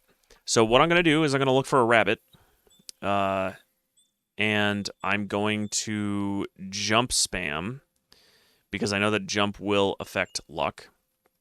Probably more efficiently than spell spamming does. So I'm going to do that, set it up so that it just does it while I'm away, and I'm going to go eat dinner. So let's go look for a rabbit real quick. Got to be a rabbit. There it is. And I will just do this. My health will gradually go down, so I will be back long before I die, but my health will go down in the process. So, yep, I will be right back. Gonna go eat some. Yeah, I'm gonna do that. I'll set it up while it's in the be right back. So, anyway, be right back.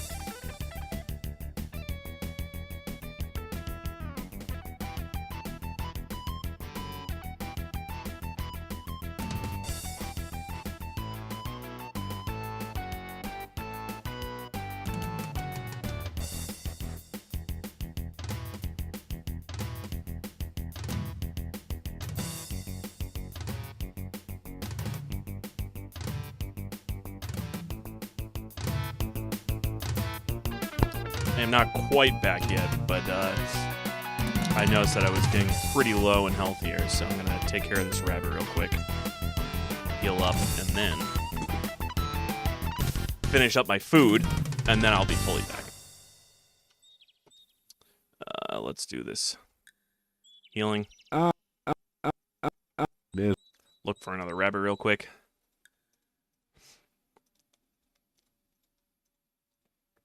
Welcome back, sort of. Yeah.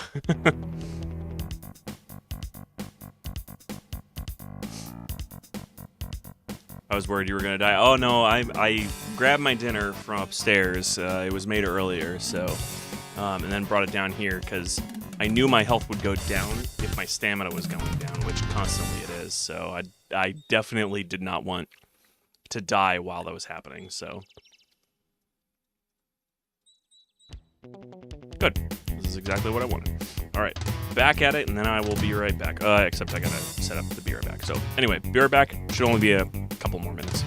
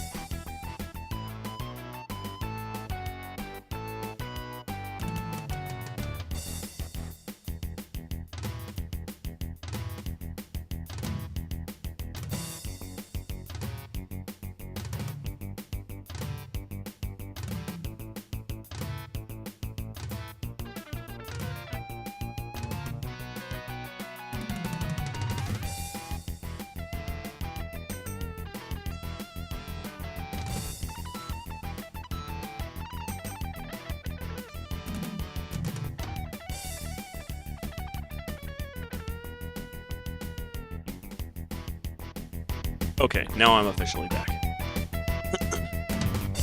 Let's finish up this fight and see where we are at with our luck. Hopefully it was efficient. We shall see. Alright. First, let's heal. Ah, And now take a look. 376, not too bad. Not too bad. So 376. It does mean that I'm going to have to do this for a bit. But that's okay. I don't mind so much. I wonder how effective it would be dodging this guy. Probably not as effective. I'll just kill him.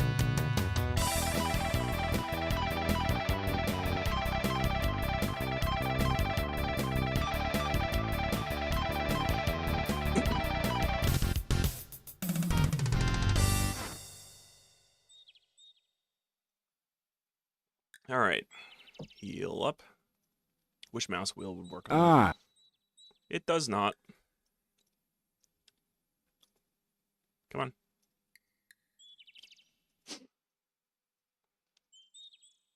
Ah.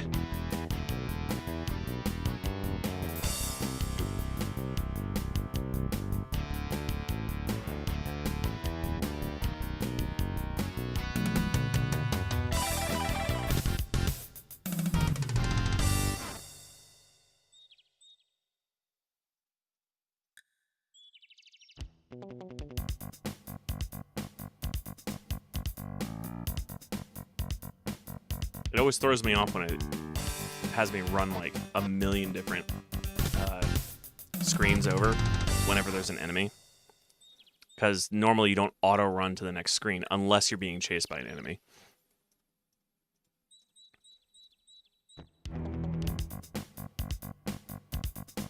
I like how that guy just flew right up and did nothing.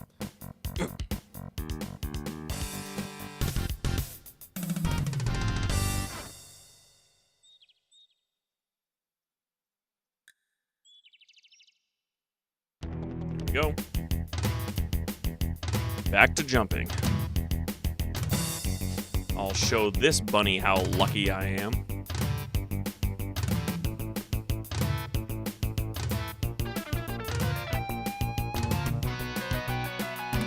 It is nice that I only have luck left to go.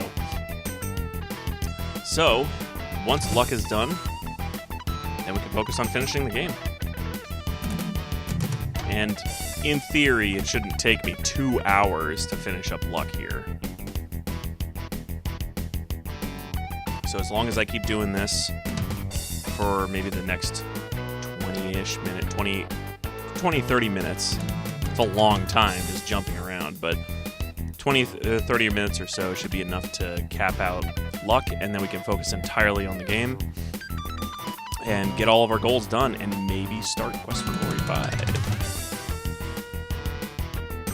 Which, by the way, is a hassle to set up for streaming in and of itself.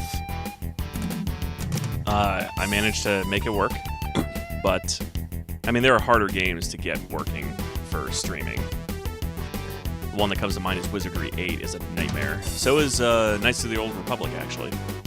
That one's very, very difficult to set up properly.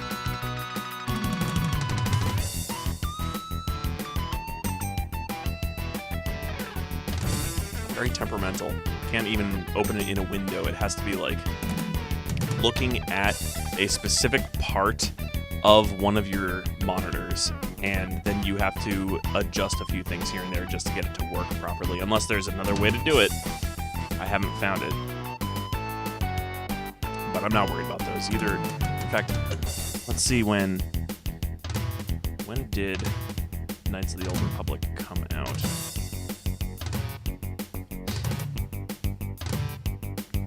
That'd be really fun to do on stream, but I need to know its age first. Knights.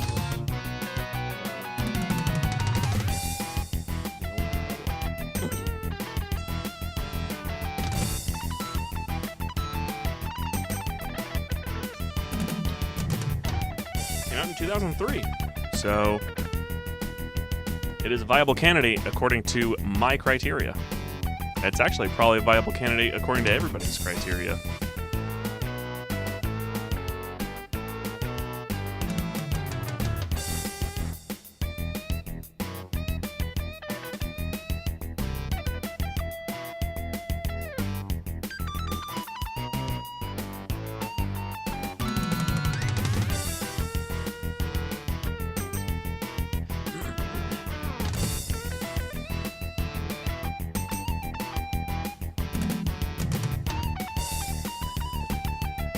I think once I hit the halfway point in my health, I'll kill him, see where we're at. That'll be a pretty good meter to determine, like, essentially what, to determine the pacing of the luck grind. I do know, doing this, I think it was you, Mental, that mentioned this earlier, before I started Quest for Glory 4, that you mentioned luck and what was it? I think you mentioned luck and intelligence. Luck definitely needs to have as many points as possible put into it in character creation for sure. So that's not necessarily the case for the other games, but for Quest for Glory 4, definitely. Probably could have avoided a lot of the jumping around if I had done that. But that's something to do for later playthroughs. I might actually write up the document for that.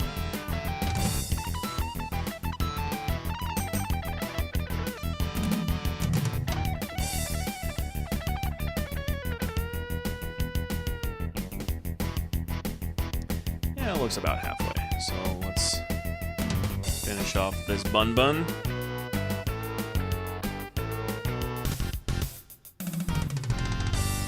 Let's see where we're at. 378. Only went up 2 points for halfway. That's abysmal.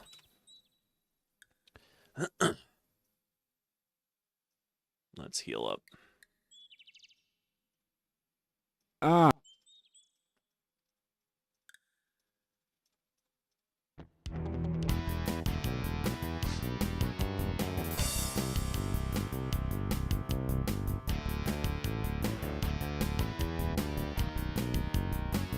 Come on, hit him.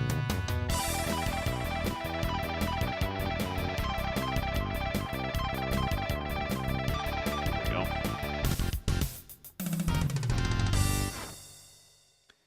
And well, I don't want to use Flame Dart on myself. That would be terrible. Let's actually rest a little bit just so I can fully heal. There we go. And look for another enemy. Ideally a rabbit, please.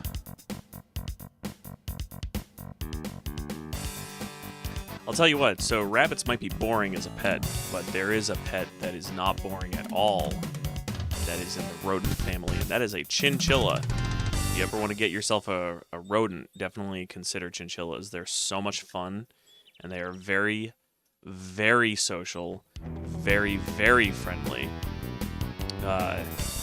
They are the type of animal, though, that if you have one, you should probably have 2 or 3, but they're very, very social. If you don't pay enough attention to them, they can get very, very depressed very easily.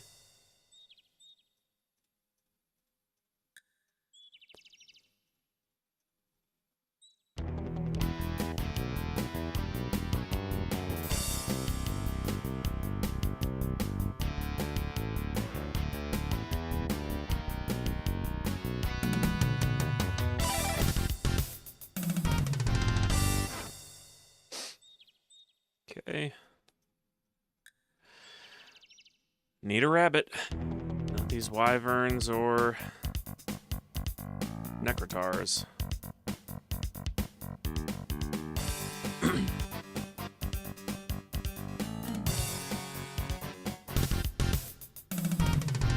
Let's heal up. Ah.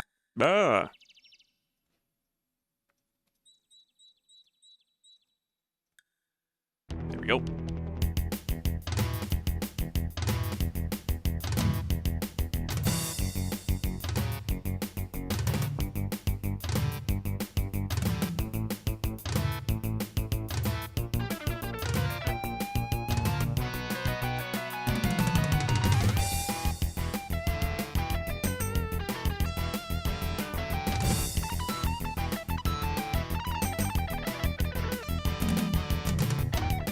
Oh boy.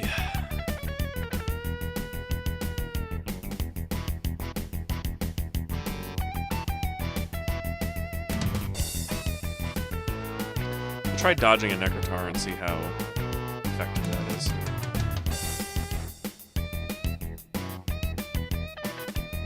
Yeah, because this is probably not going to get me much of anywhere at this point with it being 378.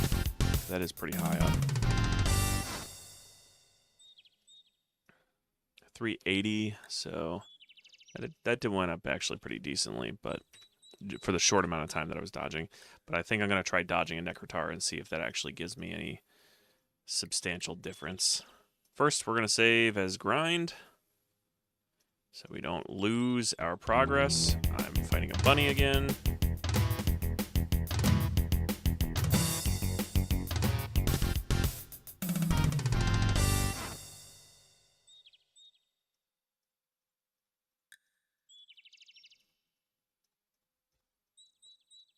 There we go.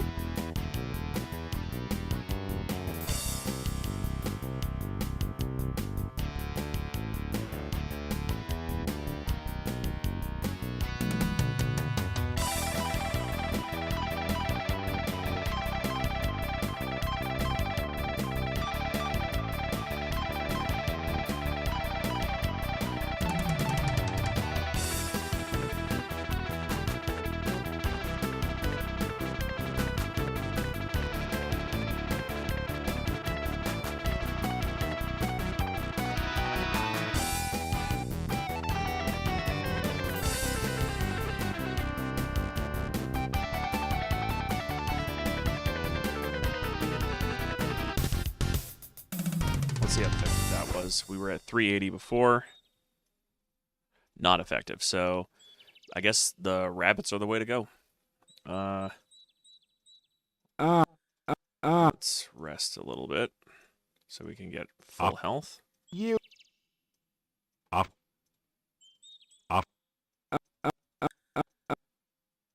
little bit more. There we go. Find ourselves a bun. That is not a rabbit. That is a wyvern. Take him out quick, though.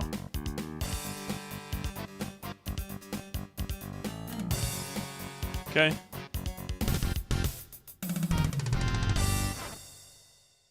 Top off my health. You can't heal that. Gotta just kill this Necrotar. Gotta find ourselves that rabbit. Vorpal Bunny, as it's specifically called.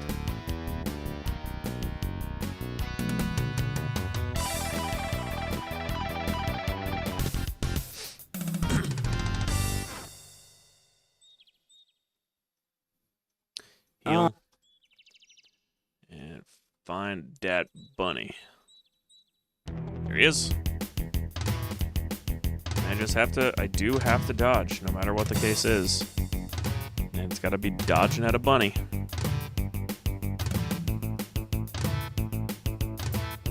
You know, while I'm doing this, I may as well read from not the technical guide, that's just how the game works, but from the Journal of General Job Adjusting. Hero. So, there was a couple of things in here. What did I want to read? I was looking through this a little earlier today. I think it was under religion. I could do religion and mythical monsters of Mordavia, folktale or fallacy. So let's go through religion, which is on page 22, because this should be relevant to us coming up. So 22. Call of Avuzel and the Cult of Amontillado, or Talado as they call him in this. So, from the Necrophilicon, when eons pass where the dark things lurk, and mindless servants do meaningless work, the ancient men will develop a quirk, and everyone else will just look like a jerk. Then shall Avuzel arise from the murk. I like how they threw jerk inside of the Necrophilicon as if that's like the most, probably the most appropriate word to use. Also, this is apparently done by P.H. Craftlove. So, there you go. Of all the so-called dark ones, Avuzel is certainly one of the darkest. Ye shall know Avuzel cometh when the very sun itself doth fear to show its face, and the shadows of darkness covereth the earth. Or so wrote the notorious mad monk, Amontillado, before his unfortunate demise when he choked on a piece of cuttlefish. The study of the cult of Amontillado is a object lesson of the fact that some things are better left unsaid, some deeds better left undone, and some articles best left unwritten. Amontillado was first heard of when he founded the monastery in the faraway village of Mordavia, hidden away in the valley of Mordavia. Little did the peaceful residents of this quaint little town realize the monstrous magnitude of the effect this malefic menage of morbid monks would make upon their fragile lives. For Amontillado drew into his hideous halls the myriad cooks and crackpots who seek desperately for someone to tell them what to think and do. And so they gathered like famished vultures around the rotten carrion to worship unmentionable things and perform unsanitary rites. Even the boyar of the land was drawn into this maelstrom of monstrosity. For Baryshnikov Vasilievich Borgov, or Barney, as he is known by close acquaintances, was a most ambitious man. He thought that by encouraging the cult, he could draw many a curious and wealthy stranger into Mordavia, thereby sending real estate prices skyrocketing, and he would thus accrue a tidy profit from location. Little did Barney realize that he too would be drawn into the horror only the criminally insane or writers whose names end in king could ever comprehend. For one dark, drear day in the dire month of October, Amontillado croaked. The monks were thrown into chaos. Without the mad monk himself to lead them, they had no one to tell them what to do. Then did Barney comprehend the magnitude of disaster looming over his brilliant schemes of land development and urban renewal. Thus did Barney become high priest of this unnatural and unwholesome cult. So came the accursed, atrocious, and acrimonious moment that Barney heard the call of Avuzel and answered it. The sun did hide behind black, foreboding clouds, and the wind did wail with the caterwauling of cacophonous cries. The day the cult began the vile and hopelessly sinister summoning to draw Avuzel into this world.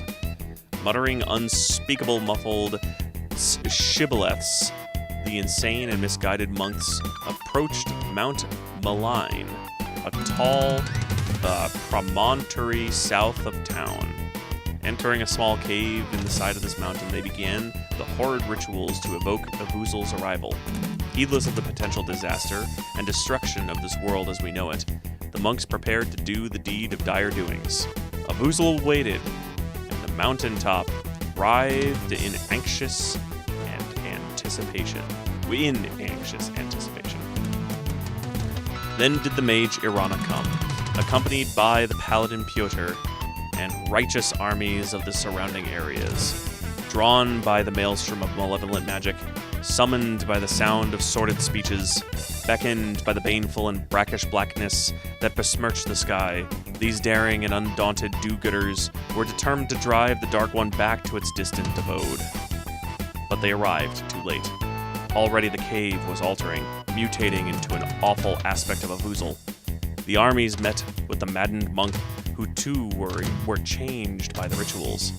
What were once humans, albeit rather moronic and hopelessly malleable ones, now had become creatures of such horrible appearance that even the sturdiest of the stalwart soldiers lost their lunches in blue chunks.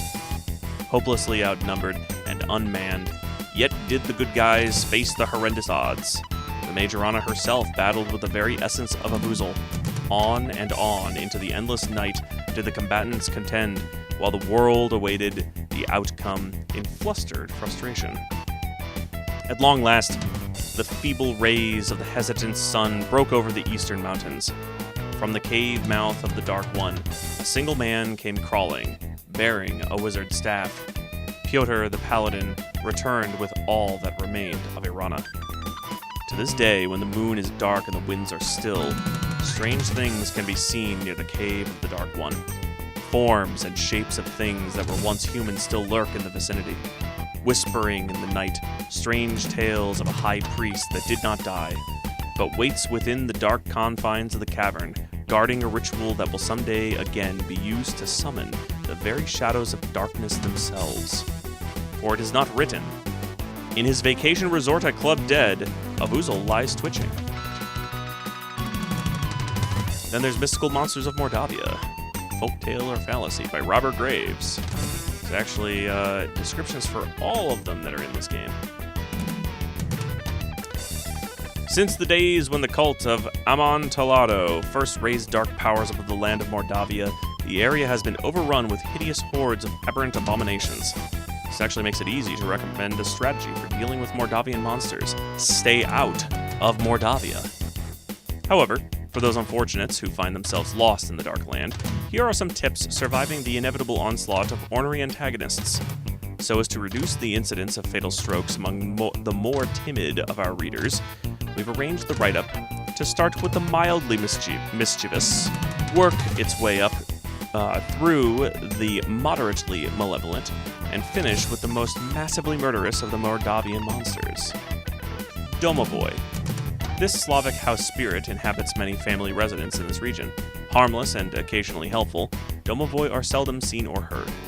Should you actually meet a Domovoi, you will do well to follow any advice it gives you. The Lishi. This spirit of the forest has a very mischievous nature and is quick to play tricks upon the unwary traveler. Lishi are renowned for their love of riddles and can be helpful to those who guess the right answers. Never let a Lishi make you mad. Rosalka. This spirit of a young woman who died drowning swims in the waters that became her grave. Let's see, what's my health? Okay. She tries to lure others with her obvious charms to share her fate. While the charms are plentiful, the fate is unpleasant.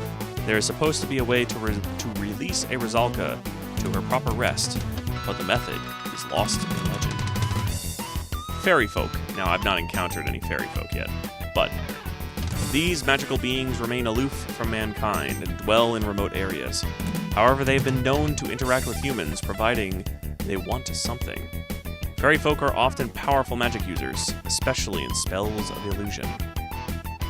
Hexapods. These strange octopus-like creatures are extremely rare, always hungry, and frequently dangerous. Recognize a hexapod by its 6 tentacles and try not to become one's lunch. Vorpal bunnies. One that I'm fighting right now, in fact. These seemingly cute and innocent little furry animals have nasty, sharp teeth and a taste for blood. Also known as killer rabbits, leaping lepises, and hares, have a bad hair day. Batters. These weird creatures look like bats crossed with spiders. They're small, fast, and come in flocks. They are relatively easy to kill, assuming you can hit them. Their bite is poisonous, and they attack by swooping their prey and biting them in passing.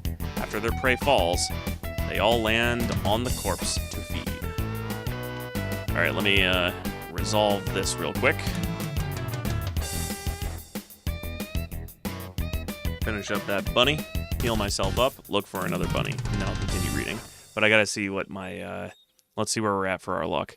388, not too shabby. 8 points from that. We're getting close. Heal. Okay.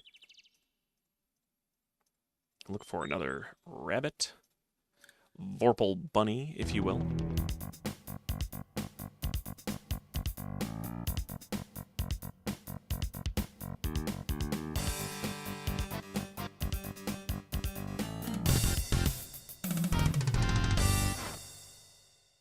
Okay, heal again. Just to top off. Look for another bunny. Nope. Not a bunny, but a wyvern.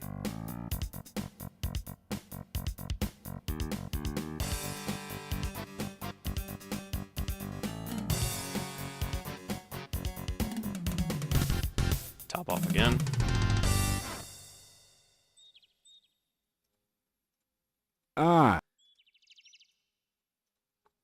Where are you, bunny? Nope, yet another wyvern. Shouldn't the game know what I want? Come on. It didn't even hit me, actually, so no need to worry about my health. Okay, definitely not what I want.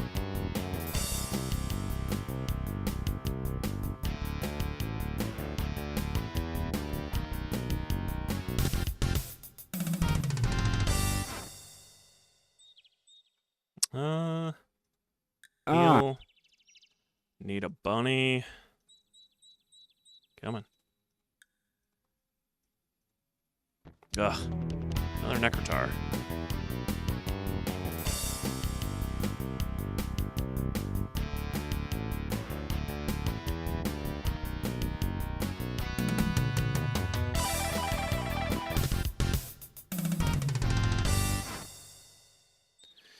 All right.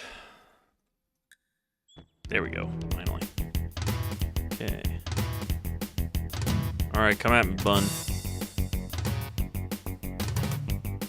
And we shall continue. So we last talked about batters. Now we're on to Antwerps. These bizarre and absurd creatures are far too ridiculous to describe. Whatever you do, don't attack one with a sharp or pointed object. The results will be explosive, to say the least. Revenants. These are low-power vampires. They are undead creatures that have no memory of what they were before they died. They only know of hunger for living flesh that drives them out of their graves at night. They may look like walking corpses, but they're far more vicious and bloodthirsty than any mere zombie. Really? Revenant? Oh, okay. So any of the zombies are revenants. Got it.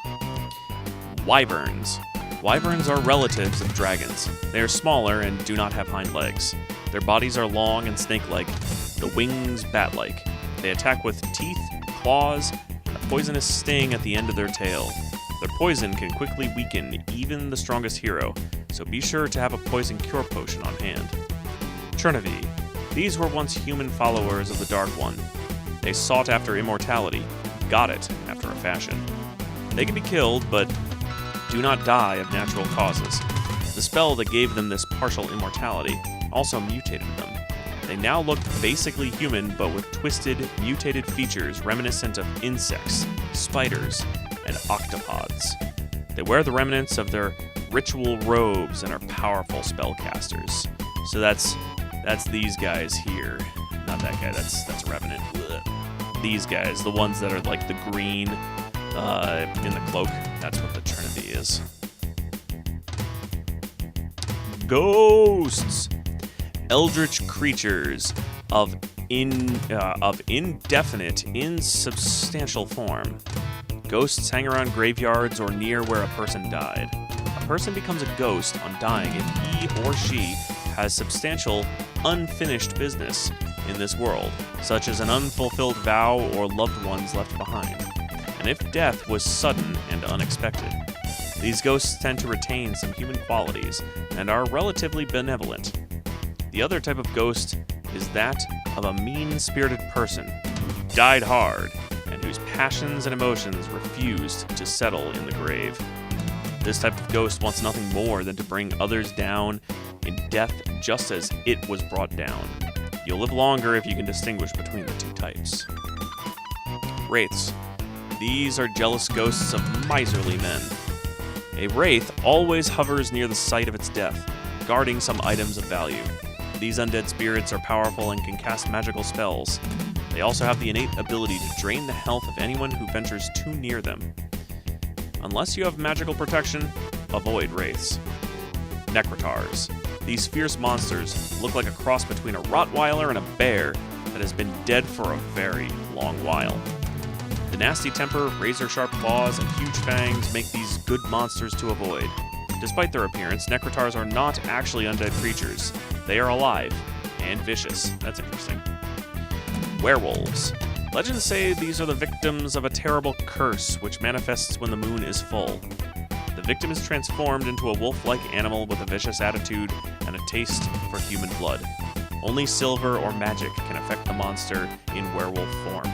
Werewolves are frequently associated with gypsies. Vampires. Most feared of the living undead, the Nosferatu are also the most powerful.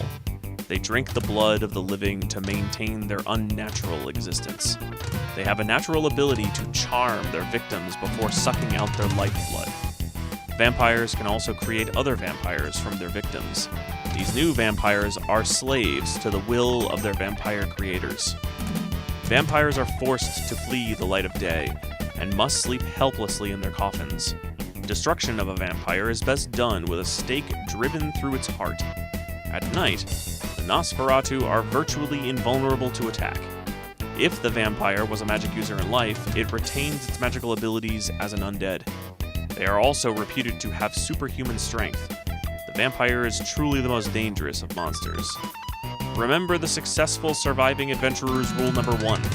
When in doubt, run away. There's a lot of room for doubt when it comes to monsters of Mordavia.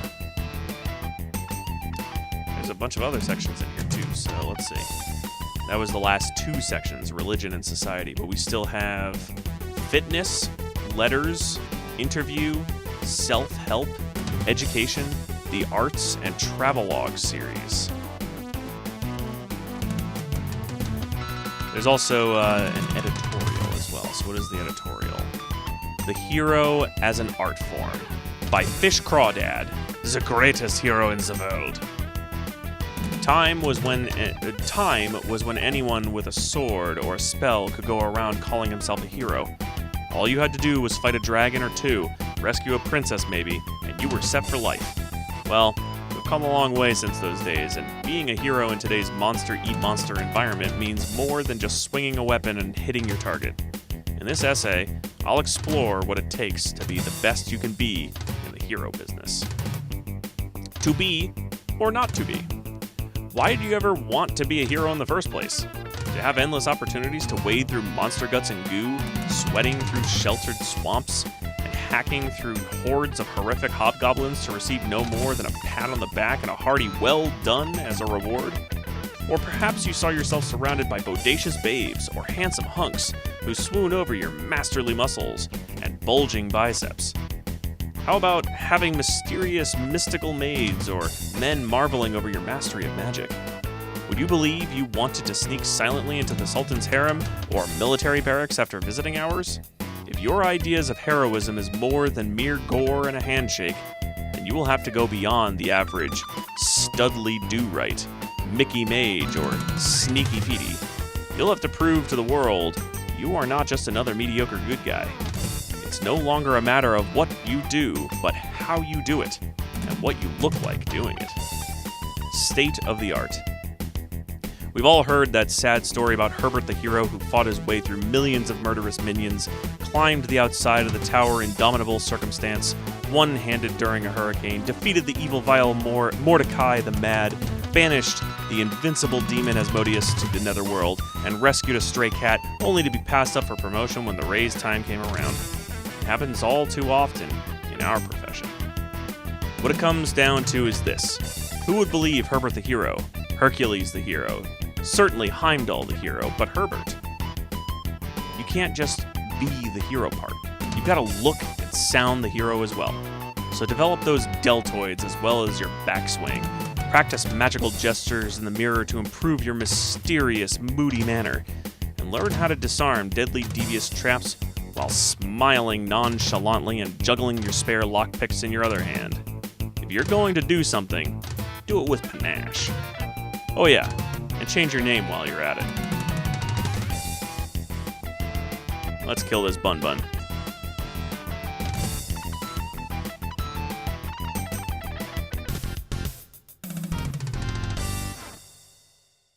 Alright, we're going to heal up. And let's see where we are at with luck. 392, so close. Okay. We only need 8 more to go. We got plenty of sections in this book, too, so more than enough reading for this. Still need a bunny, though.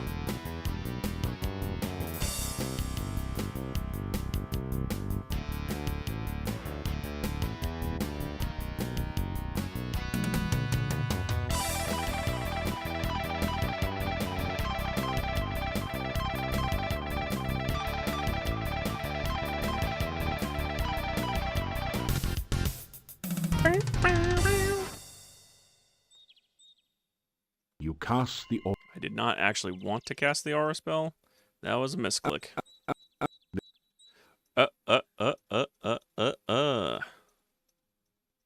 You feel much better. There we go, Bunny. Let me actually move back all the way. Here we go. Alright, fitness. Bun Building for the Very Buff by Carl Atlas.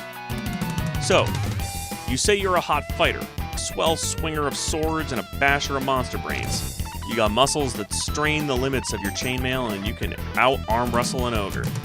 You practice your weaponry and defense until you can fight trolls with your eyes closed. You've reached the limits of human development, and the only way you could possibly improve your beefy bod would be with certain illegal alchemical derivatives of animal hormones which might ruin your health. Does that match your description? Guess again. If you are a typical fighting man, you've honed your fighting skills and really built up all your upper body muscles. However, how much time and energy have you devoted to developing your legs and thighs?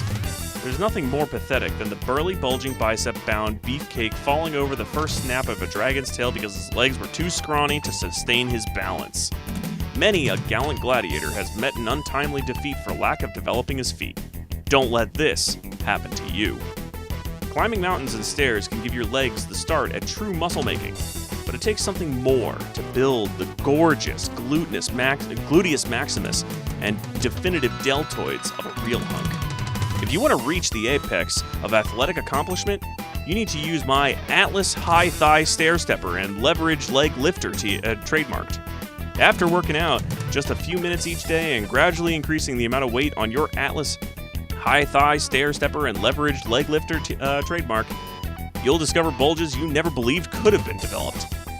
When this is combined with a daily regimen of running and monster mashing, your fine physique will practically pulsate with power. Your strength will skyrocket, and your stamina will stretch until you surge from halfway hardy hunkitude to sensational super stud. So order one for your local gymnasium or Adventurers Guild today and check it out. You won't regret it. In just 7 days, it won't just make you a man, it'll make you into a mammoth. Letters. Ask Mr. Mannerly. The Paladin's Answer Person by Magnifico Mannerly, P.D. Postdoctorate. Dear Mr. Mannerly, I am one tough dude. My favorite sports are dragon racing and barbarian bashing. I'm a card-carrying member of the EOF, Eternal Order of Fighters, and a 3-time winner of the annual Village Pillage Belt. I am listed in Who's Who in mercenaries, freebooters, and fortune hunters. I'm always ready and willing to rescue a maiden or save a city, providing the price is right. So, if I decide to pursue a career as a paladin, what's in it for me? Hans Solo.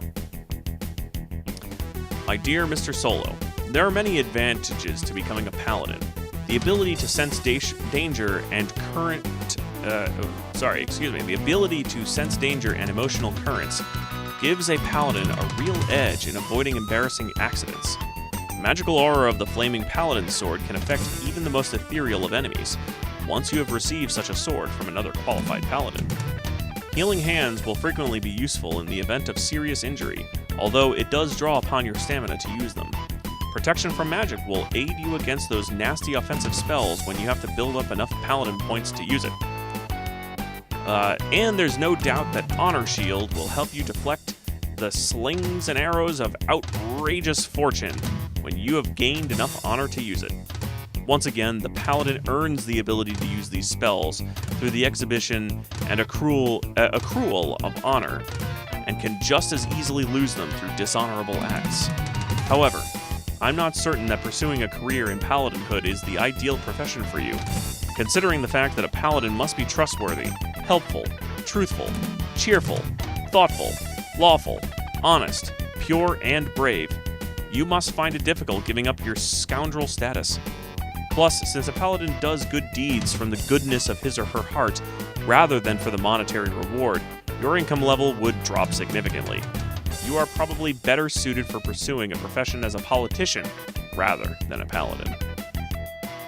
Dear Mr. Mannerly, I am a damsel in distress. I have fallen in love with Percival, a young Paladin. He's cute and very sweet, but he's forever breaking dates to go off and banish demons or restore the true heirs to various thrones, or so he says. What's more, the last time we went to the Harvest Ball together, he caused a terrible scandal and much gossip by dancing with the widow of an exiled ex-ruler of this land. As I'm sure you realize, it is forbidden to even speak with her, let alone dance, and besides, she looked positively ghastly in her old dress. I thought Paladins were never supposed to break laws and have to always be good. Instead, he disobeyed the new king's edict and embarrassed me in front of everyone, just because he thought the law was unfair and the widow looked unhappy. She looked repulsive, actually.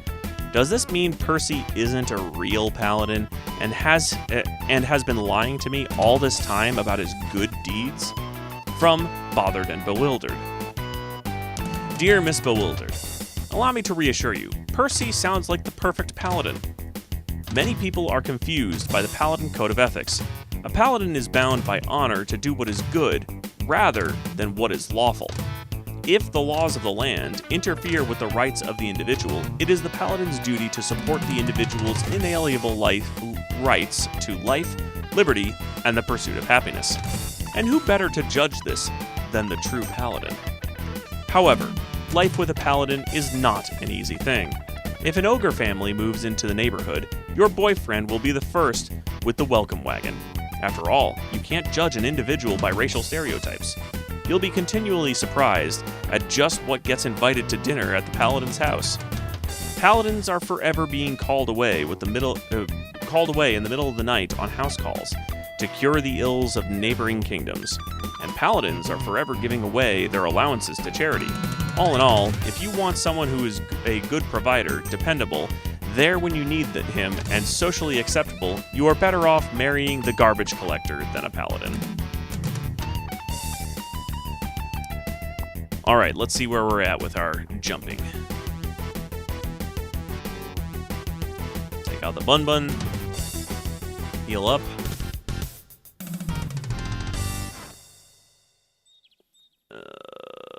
Paladin heal. And let's look. $3.99. Ugh. One more. So close. Let's find one more rabbit. That's a Necrotar, but whatever.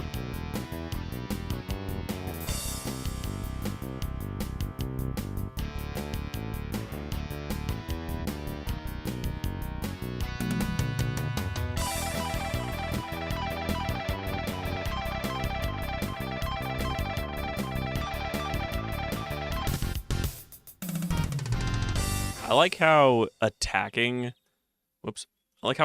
doesn't use your stamina at all.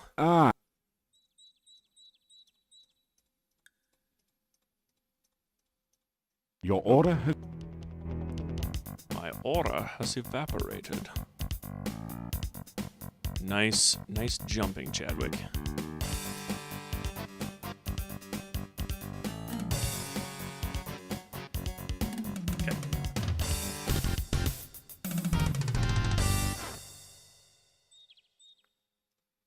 top off. Look for that bunny. That's another Necrotar.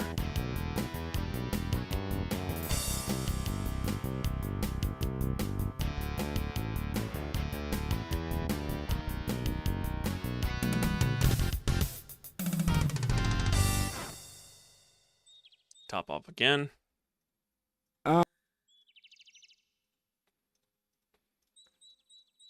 Come on, Vorpal Bunny. Not a Necrotar.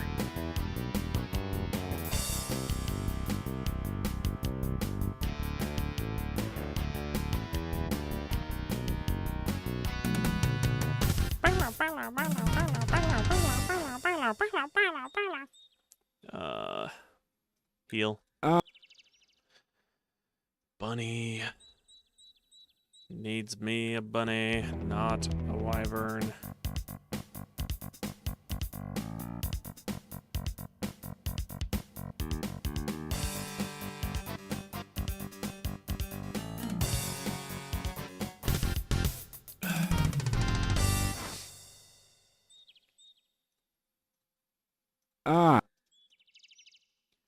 Where are you, bunny? That's a Necrotar.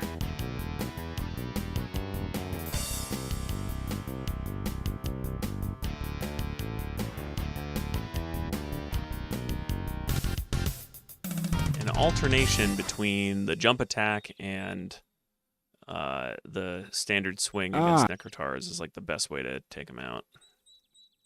From what I am seeing. God.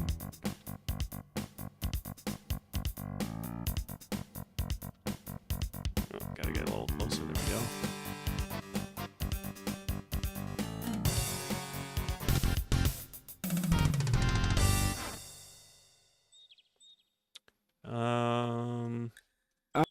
Let's see if I gained a point in luck. Nope.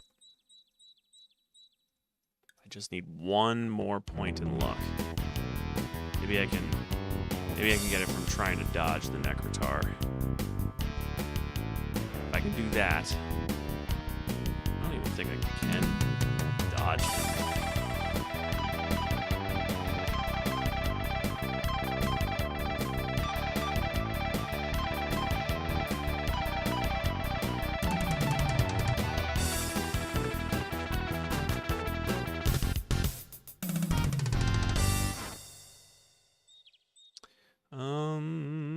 Heal. Let me see if that did anything. Nope. Again. Actually, maybe I could just do this. Until he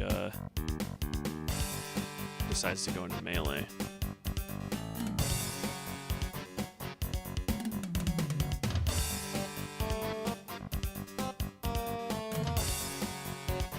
Because he doesn't actually hit that hard. And he does have a lower swing, so... Although I keep getting hit by all of his crap, so... I don't know how effective this dodging is right now.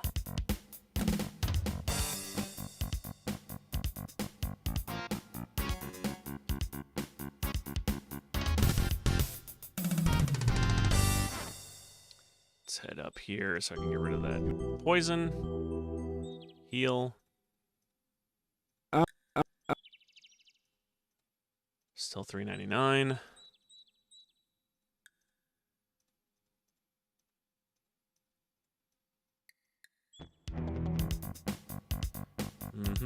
Another wyvern. Getting a pretty unlucky string here.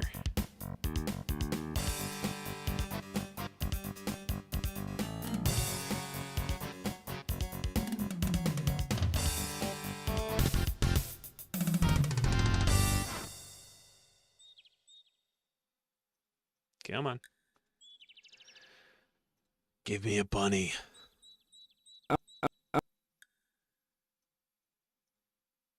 There we go. Alright, so I'll do this.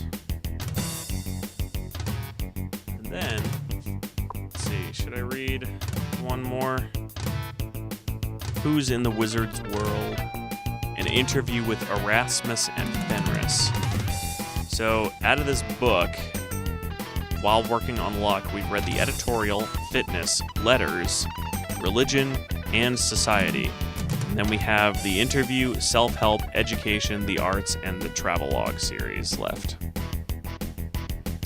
I'm not going to need to read this whole thing, thankfully, to finish out luck. But let's see. Let's look at. There's basic spell binding, Confessions of a Master Thief,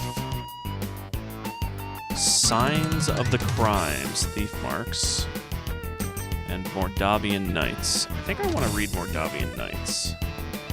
That one seems relatively quick. It's only 2 pages, not multiples. Mordavian Nights by October Derleth. Have you been nervous lately? Having trouble sleeping because of strange, skittering noises in the walls and voices gibbering unpronounceable words in the middle of the night? Self-conscious because people seem to be staring suspiciously at you everywhere you go? Feel like you need a nice, long stay in a clean, well-padded room, or at least a vacation? Well, then don't go to Mordavia. Mordavia is a small valley nestled amidst the malignant mountains to the south. The Carpathologic Mountains to the west, the Aphotic Alps to the north, and the Heinous Hills to the east. There is but one pathway into this valley, and it is currently cut off by a mephitic and quagmire-filled swamp. Entrance to Mordavia is rather difficult. This isolation, though, creates an atmosphere of fear and mistrust that will add immensely to the emotional state you will experience there. From the abandoned castle Borgov, whose last inhabitant disappeared under, shall we say, mysterious and suspicious circumstances, to the malevolent monastery of the Mad Monk, to the uncanny, horrific mouth of the Dark One, Mordavia has everything to put that spine-tingling chill in your blood and the delirium of incipient madness into your mind. The town of Mordavia, too, has much to offer. You will be most welcomed at the Hotel Mordavia. Such a lovely place. The garlic hanging from the eaves gives the inn a festive appearance, as if every day you were Halloween. You'll meet the colorful natives who will meet you with such apprehensive stares and furtive glances that they will soon have you feeling right at home among them. Be sure to visit the local mad scientist. You're sure to have an electrifying and illuminating experience there. On the sightseeing tour, there is nothing quite like seeing the cemetery by moonlight. You never know whom you might run into there, after all. If you are very fortunate, you may catch a glimpse of various inhabitants rising from their graves to greet the darkness. Do not attempt to feed the undead, for they rapidly develop a taste for human flesh, and that does wreak havoc upon the tourist trade. All in all, you won't find a more interesting or exciting vacation paradise than the land of Mordavia. Be thankful for small favors. Visit the gardens of Irana and see the labs of Dr. Cranium. Yeah, that was a relatively short one. Mordavians. Ready. This should be enough to earn 1 more point in luck. So we'll see. I really hope so, because then we will be capped on all skills. Alright, let's heal. And drum roll. 400. Everything. Thank God. It is done. Let's get rid of all those and then move my goals up. Let's do that. No, let's do that. Save. Okay. Finally. Now, sleep outside near the staff I don't need to do anymore because all the dreams are done. So I'll get rid of that. Tanya's staff I still have to do. I also need to do the will-o-wisps, so I actually will need to rest a bit. Where am I right now if I go over? Okay, that's where I'm at. So let me drop the notes real quick so we can take a look at the map. Okay. So I actually want to go, I believe it's either here. It's either here or here. So I'm going to go here. So right now I'm just south of the garden, which is right here. So over 2. So 1, 2. I'll go up 1, and then I'll go over 1, and then down 1, over 1, over 1, and then just down until I hit the swamp. Okay. Now, before I do anything else, I'm going to drop the speed and increase the skill back to where it was. Save, grind, save. And then I'm going to actually go here, and I'm going to rest until it's nightfall, which is not that long from now, so perfect. Let's save again. Paladin grind. And I believe I do have candy right now, right? Right here? Yes, I have 5 candy, in fact, and I've got plenty of bottles. Okay. Let's put the candy right here. Carefully place some of the candy on the ground. And then grab my bottle. You capture a few of the will-o-wisps in a flask. Perfect. All right, so that goal is done. Will-o-wisps. Boop. Now, I need to go to the... I got to talk to the Domovoy. So, just go straight up. I'll probably need to move over 1, but I'll do that here. That was a Revenant. I could have fought him, but I did not. Climb over the gate. You A shiver of cold comes over you. Oh, Pyotr again. You sense no danger, but even so, you find yourself afraid.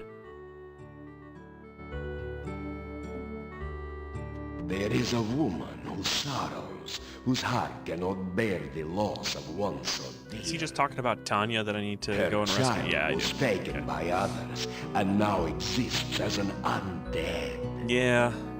Piranha's staff yet contains one great spell, the trading of one life for another. Rescue the child from the castle and restore her to life. Okay. Heal the sorrow of a grieving mother. I don't think I can take the staff yet, though. The staff feels warm and almost alive in your hand. You hear an eerie voice in your head. This I must first do.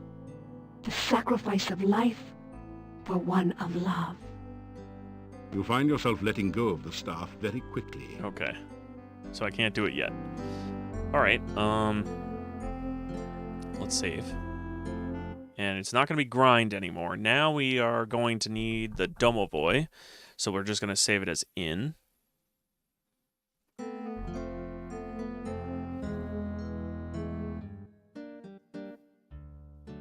You hear movement on the other side of the door. And I will sleep or rest, After rather, a few until minutes, midnight. So you're back. No, it's your front. Take a seat. No, take 2. They're small. I got a joke just for you, so don't look so sheepish. Pay the innkeeper for your room and board. Thank you for your payment. Gnome, joke, plans. In another minute, I'm gonna say my bye-bye and fly. I'm going south for the winter, down where the nights are balmy, and so am I. Heading for Silmaria, land of winter waterland, where there's no snow nor cold wind to blow. Up here, the winter is so cold, even the wind howls about it. Yeah, you say you're going to Silmaria, but you never do make it there. You Oh unlock God, the is this door guy to in your room. QFG5? You'll see. Well, it's You'll so see. long, it's been nice to know you. I like you. I have no taste, but I like you. If you ever make it to Silmaria, look me up. I never forget a friend, especially if he owes me money. But seeing as how it's me that owes you one, I'd better get while the going's good. See ya! Don't take any wooden kopecks! So, everyone, I'll leave you with this story. A man runs up to his doctor and says, "Doc, you gotta help me. I keep thinking I'm a goat." The doctor asked, "How long have you had this delusion?" The guy replied, "Ever since I was a kid." Yeah. Funny. That Funny just joke. goes to show ya I'm one bad dude. It's been sheer pleasure here, but I'm gonna take it on the lam and just bleed it. Be seeing you. For a guy who got his humor back, he's still not funny.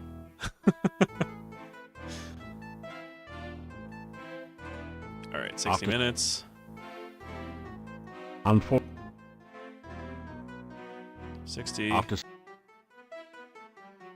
I just got to do this until you're it getting says that I'm tired, at which point it's midnight. So, time, midnight, good. Gonna save in. And the Domovoy should be out there. There he is. You see that the Domovoy is here again. Talk to him.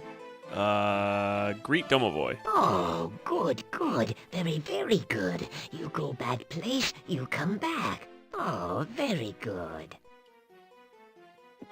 Talk about helping Domovoy. Oh, you did good. Domovoy very happy not to be in very bad place. Domovoy very happy not to be dried up. Let's get down here. And talk to him. Domovoy. Oh, happy am I. You help me. You, I help. I help you help others. You be plenty big hero here. Many, many hero things to do, Help. Bad place Domovoy all better now. Bad place Domovoy now live in Burgomeister's place. Maybe good luck to Burgomeister. Wonder if... You help me, then I help you. You want be big hero? You want make many people happy? You want make friends and influence people? First, to be plenty good hero, need to be very, very powerful. If not very skilled, Don't worry. you die. I've got that If locked not down. very smart, you die. Oh, no more hero. I was just thinking that now that the dried up Domovoy is in the Burgermeister's office, building, whatever, I was wondering if it's possible to see that Domovoy in there. But I also know that you cannot enter there after hours, unless maybe you're a thief. I don't know if you can enter there if you're a thief. I am unaware because I haven't played a thief in Quest for Glory 4 in many, many years. So, in. Domovoy tells story. Yuri and Bela have daughter Tanya. Lovely daughter. Laughing daughter. One day, Tanya taken away. All because of doll. Tanya. Tanya, sweet, sweet child. Tanya like everyone. Then Bela have dream. Dream Tanya taken away. Bela very scared. Not let Tanya play outside. Not let Tanya have friends. Tanya get scared of dark. Tanya many times alone at back of inn in dark. One day, monster come. Big, big monster. Friendly monster. He visit Tanya's window. He talk to Tanya. We met him. Tanya not afraid of dark. Tanya now have monster friend. We have covered this story One before, night, though. Tanya very, But very with Tanya. unhappy. So monster take Tanya away. Monster want to make Tanya happy. Now Tanya gone. Tanya gone to castle. No one see Tanya leave. No one see Tanya go. No one but Domovoy. Domovoy tried to stop Tanya, but too late, too late. Tanya already outside with monster. Womp womp. No tell Bela, no tell Yuri. Very bad thing. Tanya need hero, not dead parents. Only brave, powerful hero save Tanya. Okay, doll. One night, Tanya get beautiful doll. Tanya not have doll before. Tanya love doll very, very much. Bela very, very scared. Where doll come from? Yuri very, very scared. Gave doll to Tanya. Take doll away. Make Tanya very, very sad. Bela hide doll in cabinet. You take doll. Tanya love doll. Maybe you help Tanya, hmm? No talk Bela. No show Bela doll. Make Bela very scared. Make Bela very unhappy. You take doll. You take doll to Tanya someday, hmm? Someday you very powerful hero. You take doll to Tanya. Well, Domovoy, let me tell you something. That day is today. Enough already. I'm going to get that doll, which is in this cabinet back here. Now I have the doll. You open the cabinet and see a lovely doll. You carefully remove the elegant doll from the cabinet and store it in your pack. Okay. And I'm going to say goodbye to the Domovoy. Take doll. Become plenty powerful hero. Then Tanya you help. I got you, bro. Okay. You've never seen so many. Oh, yeah, that's right. I can't leave when it's fully locked. You unlock. So, time to sleep. Sleep till morning. You awaken. The tiny will-o-wisp flickers within its flask. No! And quietly expires. If only you had learned more about will-o-wisps, maybe you could have prevented this sad. No! Stupid! I lost a lot of honor because of that. Oh, how horrible. Restore.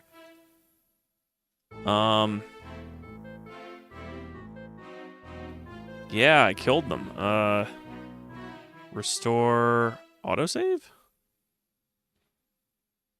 Okay. Well, this is perfect, because I will instead ignore them for now. Just go do the thing you need them for. Yeah, that's in, isn't that in the, like, the graveyard or something? I can't remember why you need them. Let me just double check that everything is done. Yep, it is. Good. I'm going to save. I'm going to save it as grind.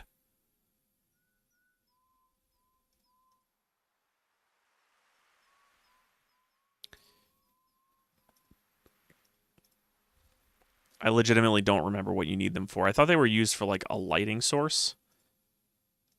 You carefully place some of the candy on the ground. What time is it, though? Oh, it's early, so that's good. You capture.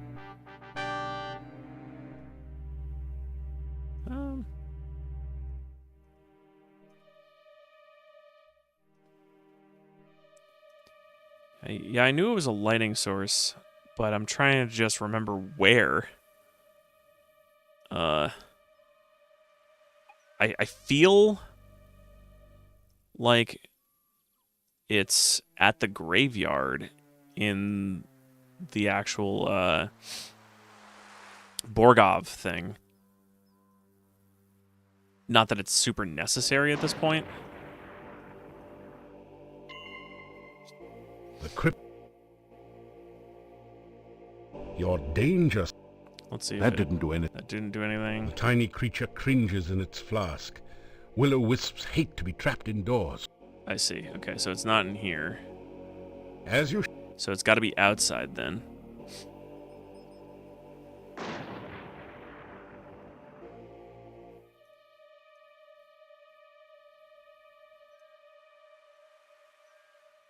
The hell is the point of the will-o-wisps again? I can't remember. There's something. Ooh, excuse me.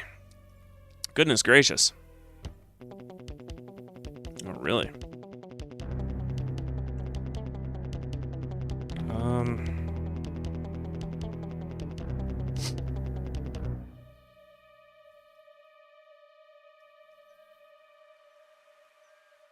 Does it need to be in the swamp? Still? Let me see if it's here. Nothing. When you bring the will-o-wisp near the standing stone, There we go. glowing runes appear around a 6-pointed image. In the center of the runes, you can now see a small hole in the stone. Wahaha. That didn't do it.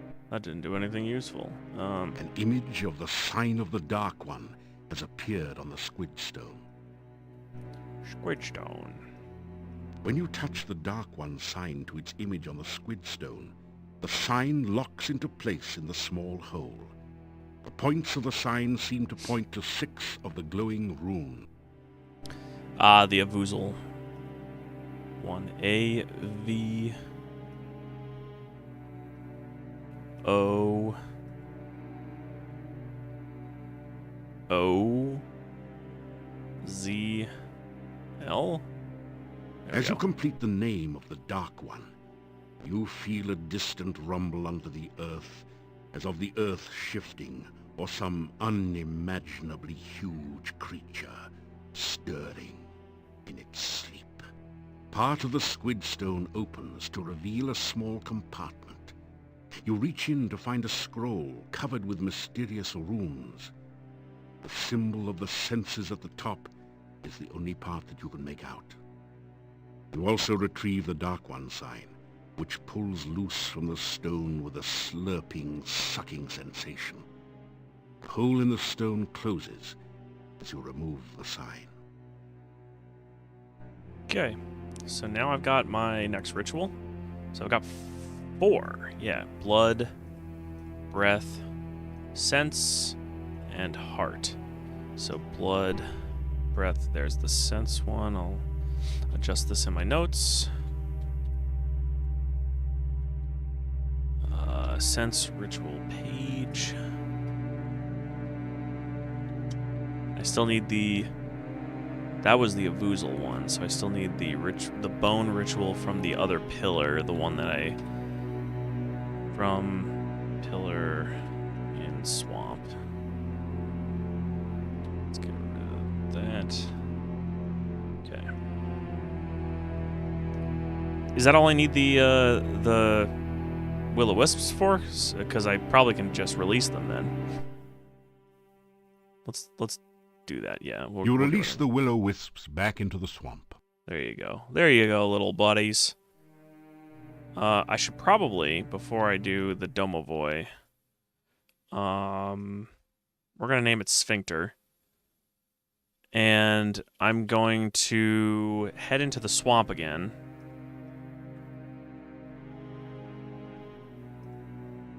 And we will go and try that puzzle again, because that's the one that has the last ritual page in it that I need. I've got 4 out of the 5 I need.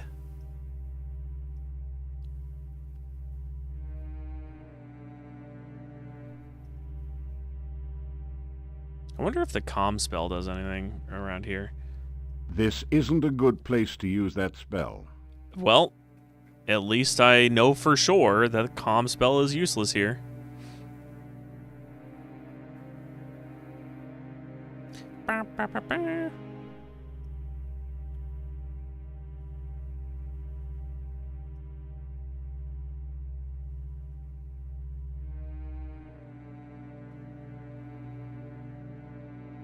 You sense terrible danger here. There is a great evil about this place. Why are they so fast? My speed is slow. Alright. I'm going to show them. This isn't a good place to use that spell. Seriously? No spell? Whoa, look at these guys just going crazy at me. Oh. Oh. Well, another error 52.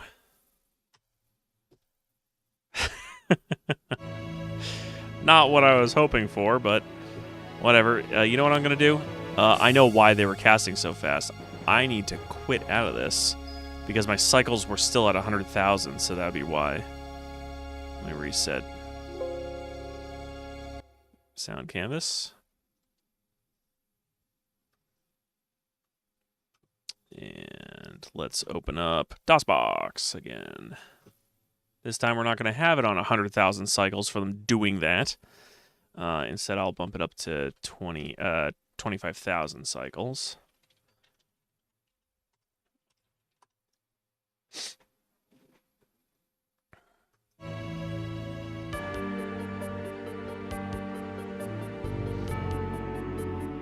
Good thing I saved. Restore. Autosave should have brought me right to those guys. You sense terrible... See, this is... They couldn't actually hurt me before.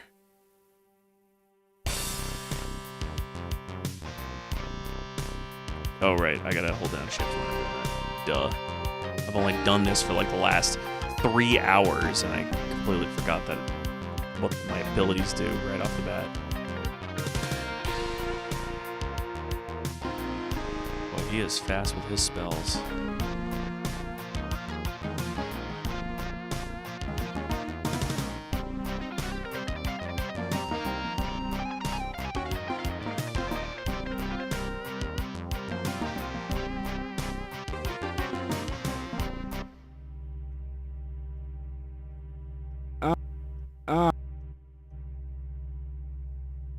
I'm coming at you, bro.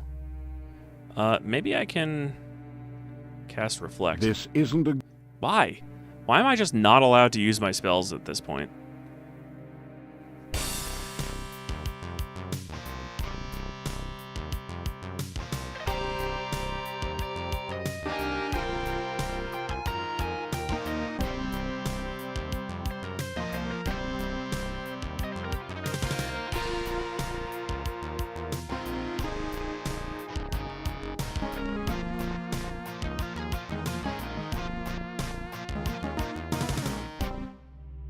Okay, heal up again. And I'm gonna save, and we'll call this Swamp, because I think there's a swamp in here somewhere. Nope. No, there is not. So it'll be Sphincter. Alright, let's use this. The Dark One sign clicks into the depression in the stone. You find that you can now turn the sign like a dial. Okay. So, I now know what the solution to this is because I looked it up earlier today out of frustration of not being able to figure out what it is, and I cannot find for the life of me how you're supposed to solve this. Like, how is it that you're supposed to know what the answer is? Where in the game does it tell you? And I cannot seem to locate it anywhere. But it is, as far as I know, it's just clicking them in a clockwise order, and then that's it.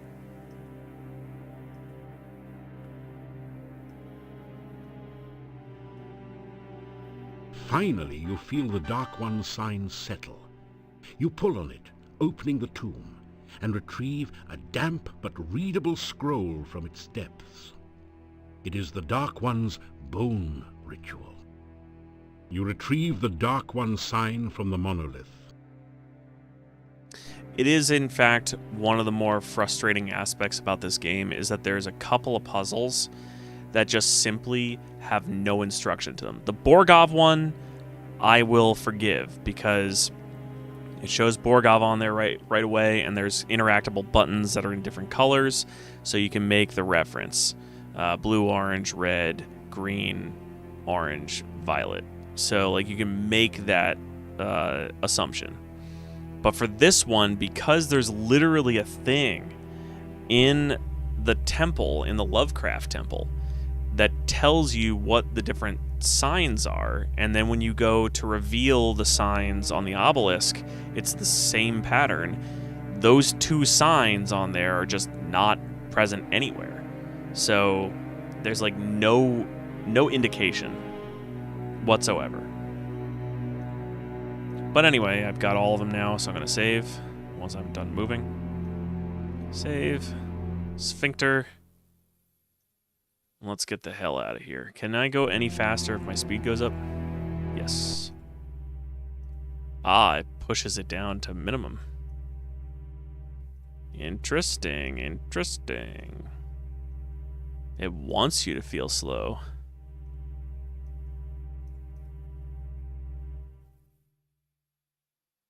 But I'm not slow.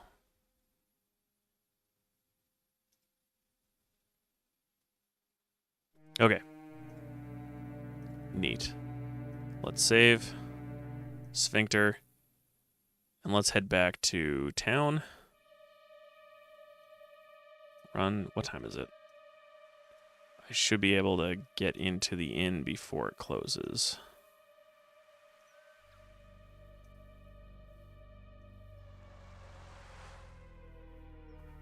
I guess I'll fight this guy. The Revenants never have combat music. It's like eerily quiet.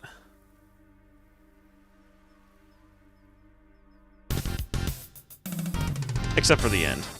The victory music. You find some...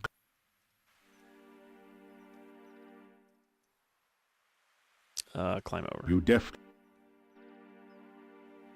a shiver of cold. My God, Piotr, shut up. There is a woman. Her child was... Yes, I know. You've told me this like 6 times now. You hear movement.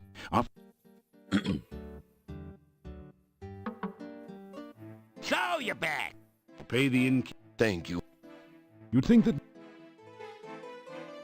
You unlock... Well, All right. Save. In.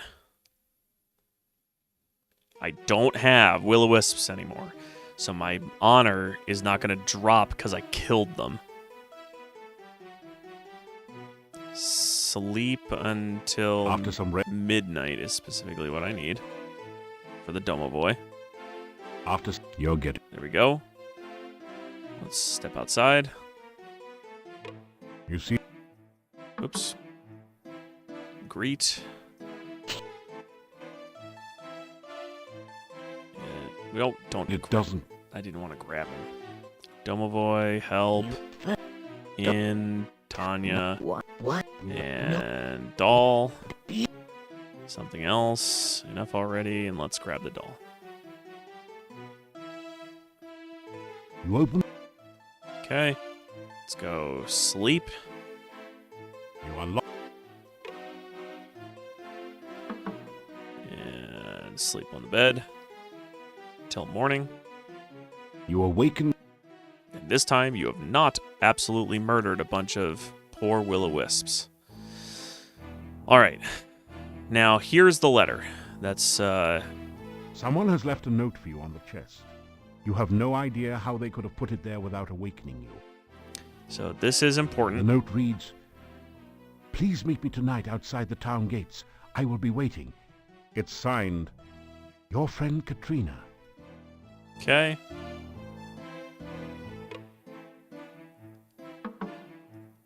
Step outside. I gotta actually buy some Good day. sandwiches because I am now down to 3.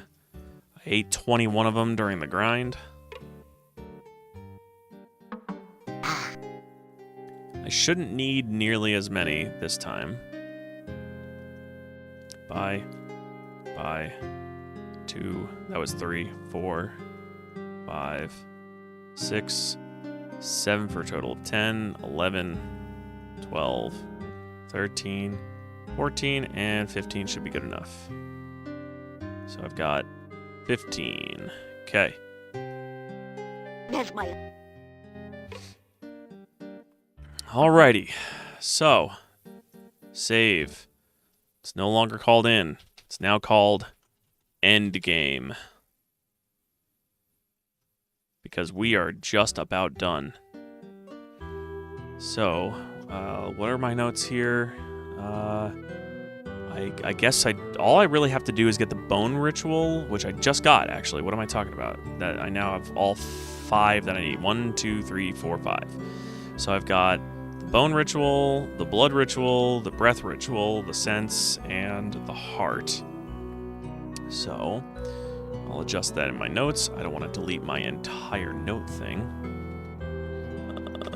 Bone ritual from Pillar and Swamp is now bone ritual page. Okay.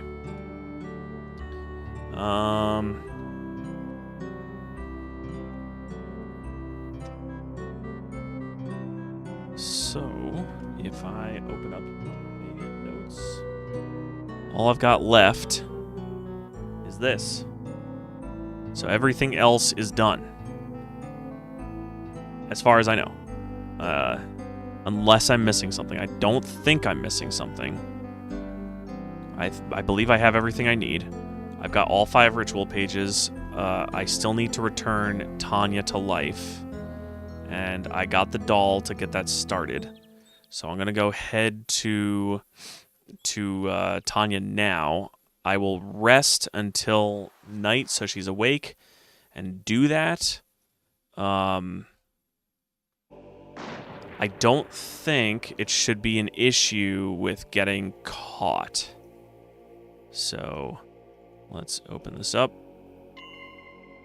The crypt. Your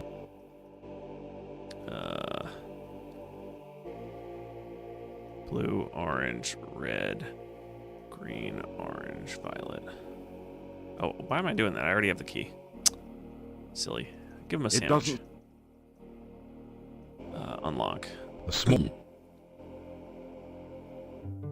Okay. After following the dark passage for several minutes, Back to the map. come out into a castle chamber.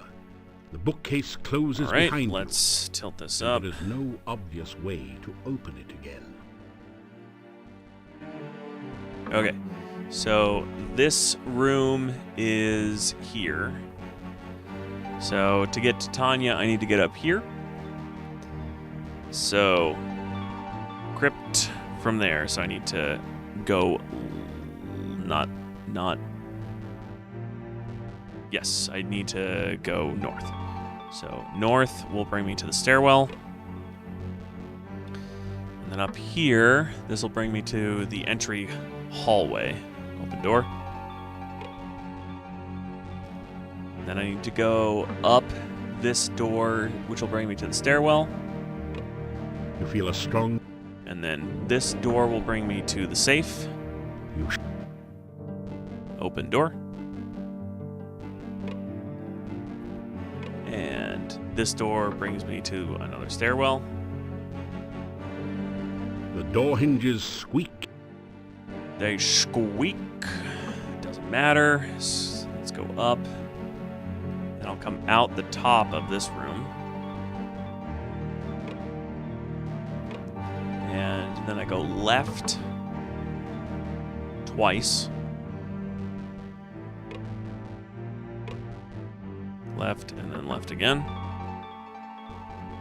Open. This is the purple curtain room. So I want to go left again. This will bring me to a stairwell. And then this is Tanya's room.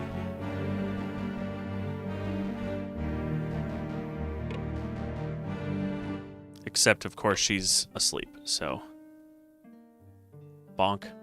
Bonk. The monster. I forgot. Oops, sorry. Alright.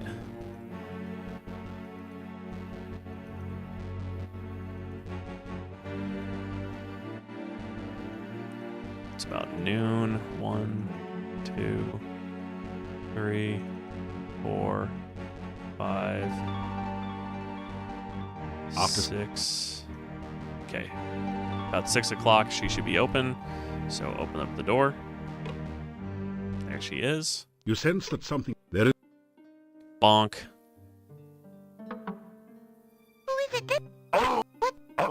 Okay. Greet. Say hello. You say. Hello. Talk about You myself. tell her. I never met. You She's already said all this stuff. Talk about innkeepers. She's sad. And I want to give her... I think I want to give her the doll, but let me... Toby, child, parents, I know. bad girl. I you I already know all this stuff because she's told it to me. Vampires, garlic. Let's go back. Whoops. Let's talk about the inn. Castle. Cuddles. We've talked about all this already. Darkman is at a bees.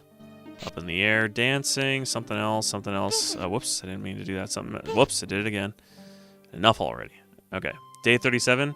Man, that's a lot of days. Yes, it is. It's a lot of days when you end up doing a whole heck of a lot of grinding to make sure that all your stats are maxed. So I think you can finish this game in like, I I think the minimum number of days is something like 15. Because there are certain events that are required to happen on certain days, so.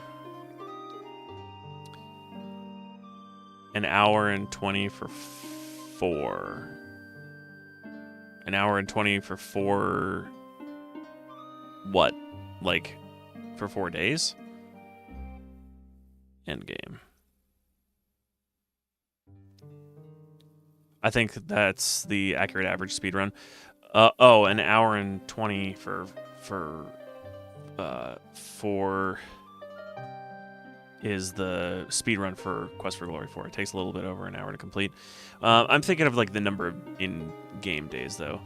What I actually don't think that's true though, because I mean you might be right. But last time, I know for a fact that Quest for Glory 1, its speedrun is like ridiculously low. It's under a minute. And I know that the speedrun for Quest for Glory 2 is definitely longer because you have to force time to happen. But it's not that long. Any percent is like 3 minutes for one. I think it's under that because like you can, with any percent using glitches is like really, really fast. Because all you essentially need to do is be able to open up the rock door, and then you just pass through everything, and then there's a way that you can get yourself to clip, and when you clip inside of, you have to like throw a dagger or something off to the edge, and if you do, it unlocks your character, and then you can just like moonwalk your way off the edge, and then it sends you straight to the end screen. So it's something really, really fast. All right, let's give her the doll. What is that? Toby, let him in.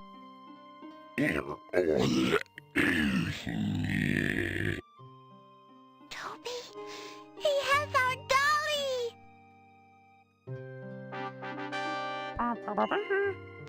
Vanna, I thought I lost you. Look, Toby, it's Vanna. Thank you for bringing her to me. I thought she was lost. Where did you find her?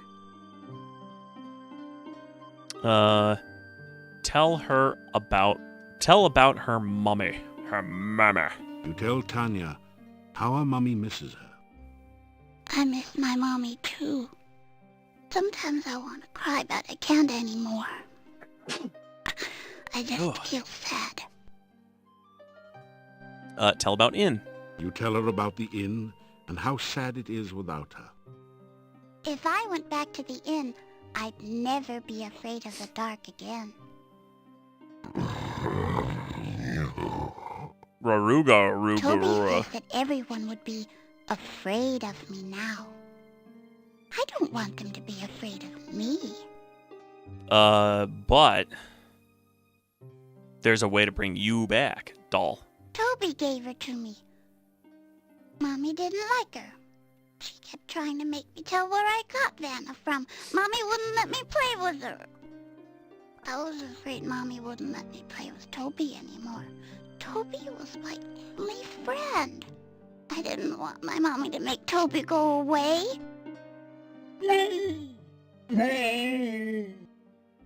I told Toby all about it, and Toby brought me here to Aunt Trina. She never takes my toys or friends away. Never. My tears are being jerked out of my face right here. Yeah, because obviously, if you've played this game before, you know what's going to be coming. Mommy. Mama. Mommy and I worked hard all the time to keep the inn nice and clean. And then my mommy, she never had time to play or sing anymore. And when it got night, she made me go to bed all by myself in the dark. It was really scary. I was afraid the bad things would get me. But nobody heard me when I cried. When I went out to the inn, Daddy would yell at me to get back to bed. I was scared. Daddy wouldn't let me have a candle or anything. He said it would bring the bad things. I didn't like the dark. But then, Toby came to my window at night. He would hold me, and he would talk to me, and he would tell me he would keep the bad things away from me all night. And I didn't have to be scared again, because I had Toby. When my mommy took my doll away, I was afraid she'd make Toby go away too, so I went away with Toby. Now I'm not afraid of the dark. I like the night.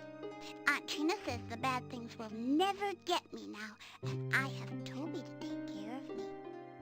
But sometimes I still miss my mommy.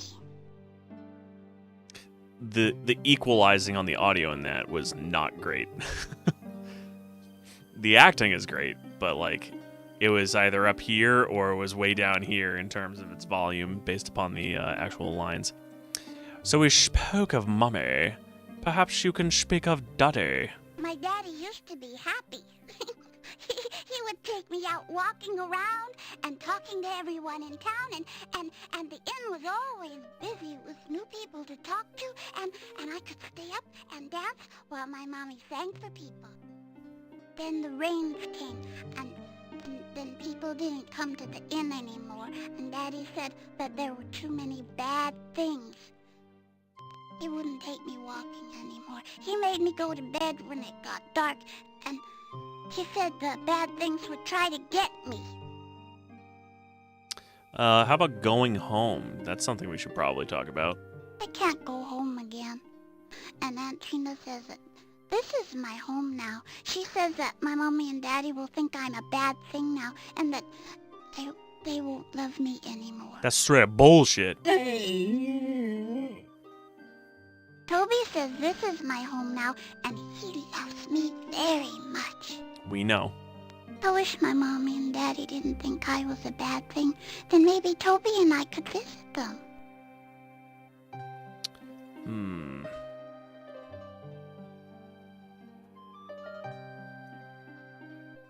Aunt Trina. Toby says Aunt Trina is his master. She sent Toby to be my friend so I would never have to be afraid of the night again. Yeah. Bad things. Toby says I'm not a bad thing. It's just Mommy and Daddy who think I'm a bad thing now, but I'm not their child now anymore. Tanya. Toby says I have to stay in the castle. People might get scared and try to hurt me in the town. And I have to go to bed in the daytime now.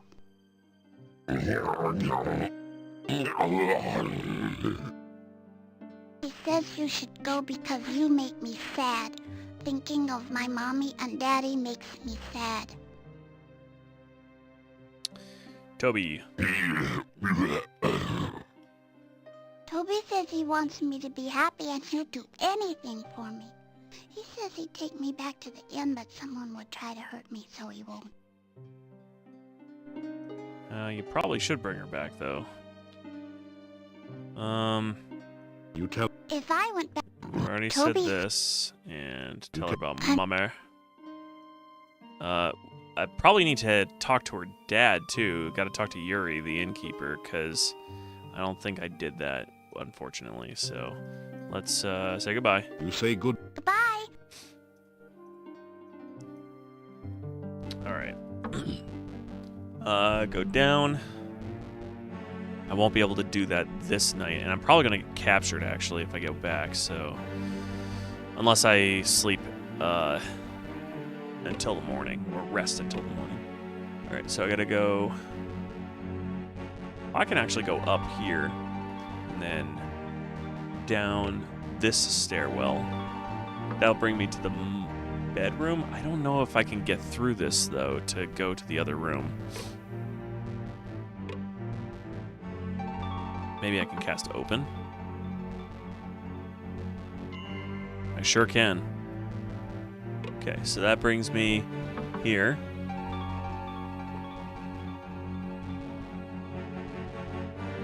And open. Let's go down. And then just left forever. So, open door.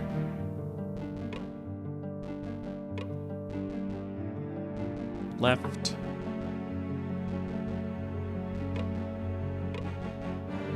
Left.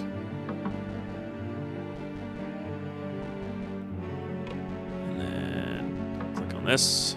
You read. And I'm actually going to rest in this sweet, dank crypt. Actually, I'll rest later. I'm not going to rest here. I'm going to go to Irana's garden and then sleep until the morning. Because I don't want to come across anybody yet. Because of that note.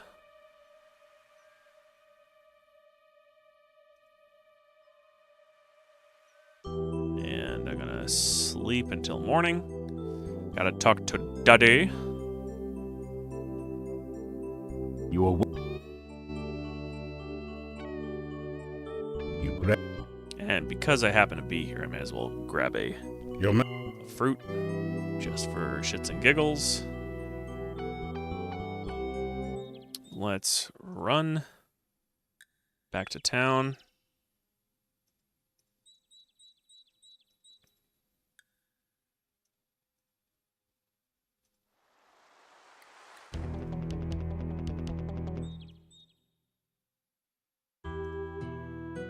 The day. And let's talk to Yuri.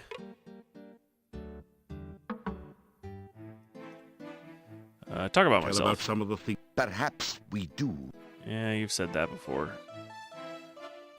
Innkeeper. Oh, I had a dream last night about my lost daughter, Tanya. I awoke suddenly and had difficulty getting back to sleep. Other than that, I am well. Tanya. 2 years ago, Tanya was stolen from her bedroom one night. There was no sign of what happened to her.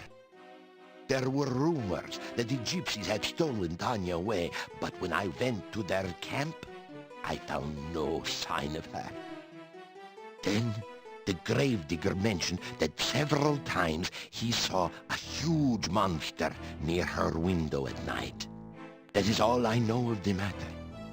We both miss our daughter very deeply.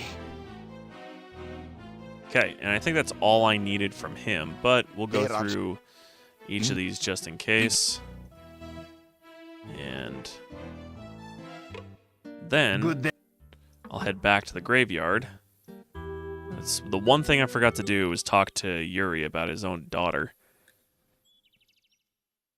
I got the mom before I got Yuri. This way.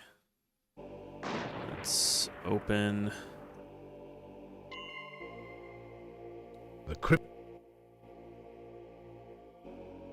Your my danger sense is tingling. Unlock the relief. small. Okay. Alright, so let's just go all the way to the right this time. Open.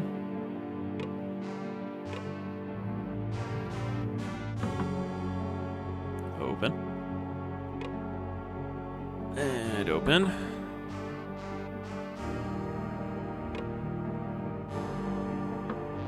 And then go this way, up here, and then go to the left. Go to the left. Straighten. Okay. Then go this way, which goes up a stairwell.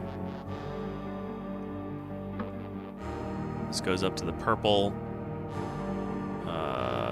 curtain area. And then this goes to Tanya's stairwell. And then to Tanya's room directly, but it's not time to talk to her because she's still asleep. So we're gonna rest. After some. So 1, 2, 3, 1, 2, 3.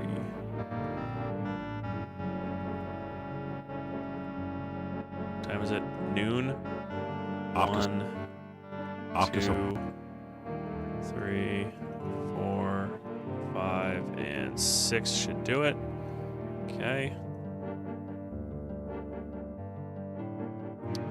save again. Open door. You sense there is... Hello. Vanna is so happy to be back with He's not us slamming the now. door in my face anymore, so that's good. He's our friend now, Toby. He's not a stranger. Okay.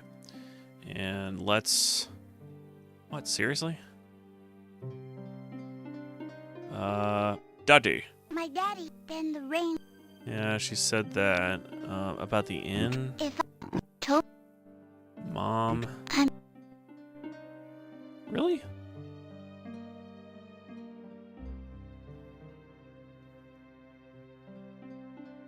I'm definitely missing something, because I think I'm supposed to talk to her. Or what can I say to him? Bad things, Toby. Toby? Trina. Bad things. We've already talked to her. He said... Talked to him about all this stuff. Toby. I thought it was that you had to tell him about the inn, tell him about Mom, and tell him about Dad. At least that's what I thought it was. Toby doesn't say much of anything, so... Aunt Trina, bad things, Tanya, Toby, Doll, I told...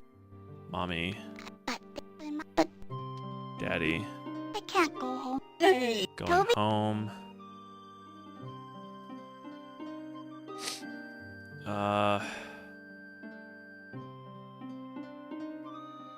Maybe I have to, now that I've actually talked to her about all this stuff, maybe I do have to go back for the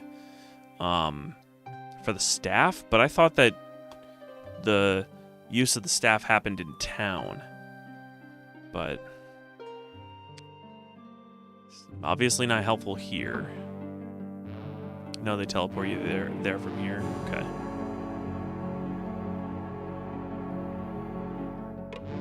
I'm missing something.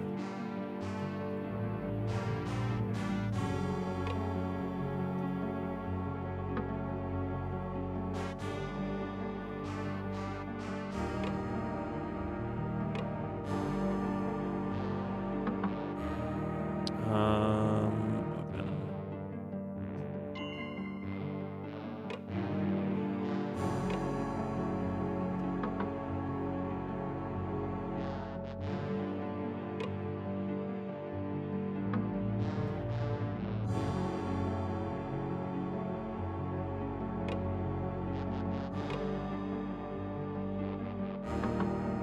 Because I know that when you talk to Pyotr, he tells you, like, what you're supposed to do, but he doesn't go into the minutia of what you're supposed to do. Like, every little detail, it doesn't let you know.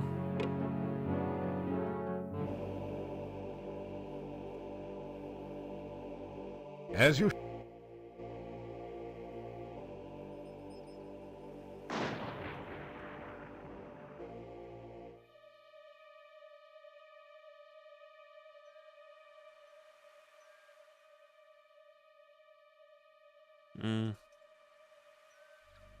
I think I went the wrong... Oh, no, I went the perfect way. Sleep until morning. You awake. You gradually... All right, we're running low on time, so and I would like to finish this tonight so I can either start tonight on Quest for Glory 5 or start fresh on Tuesday for it. At least I think they do. Yeah, I'm gonna look it up real quick because this is like literally the last thing. Sure, if you have a hint, you can give it to me. I would rather have that other than looking it up. So, do you know the answer to it?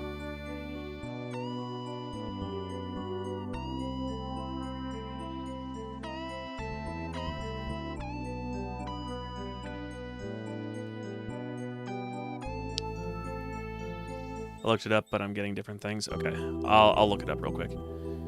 But first, let me fetch my fruit. Okay, so let me take a look-see. First of all, Steam, get out of the way. All right.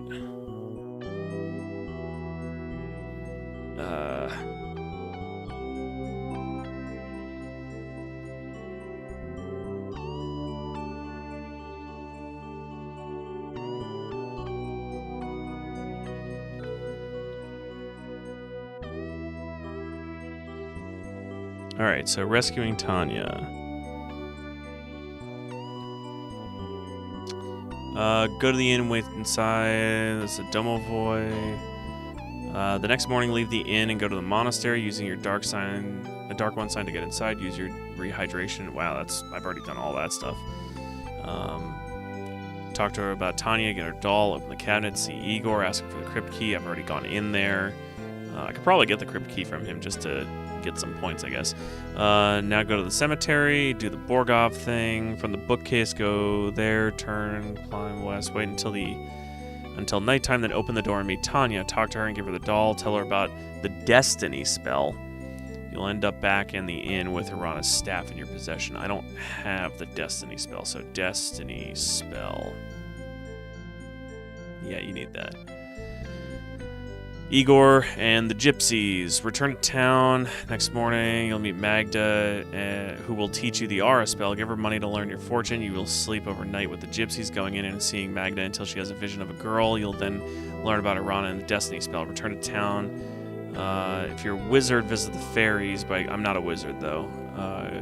So then you will learn about Hirana and the destiny spell. So I gotta go to Magda, then. Alright, that's fine. I can do that. I'm actually pretty close to them right now, so let's bring this back down here like that.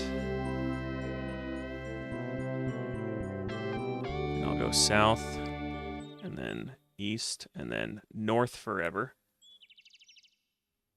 North till I can north no more.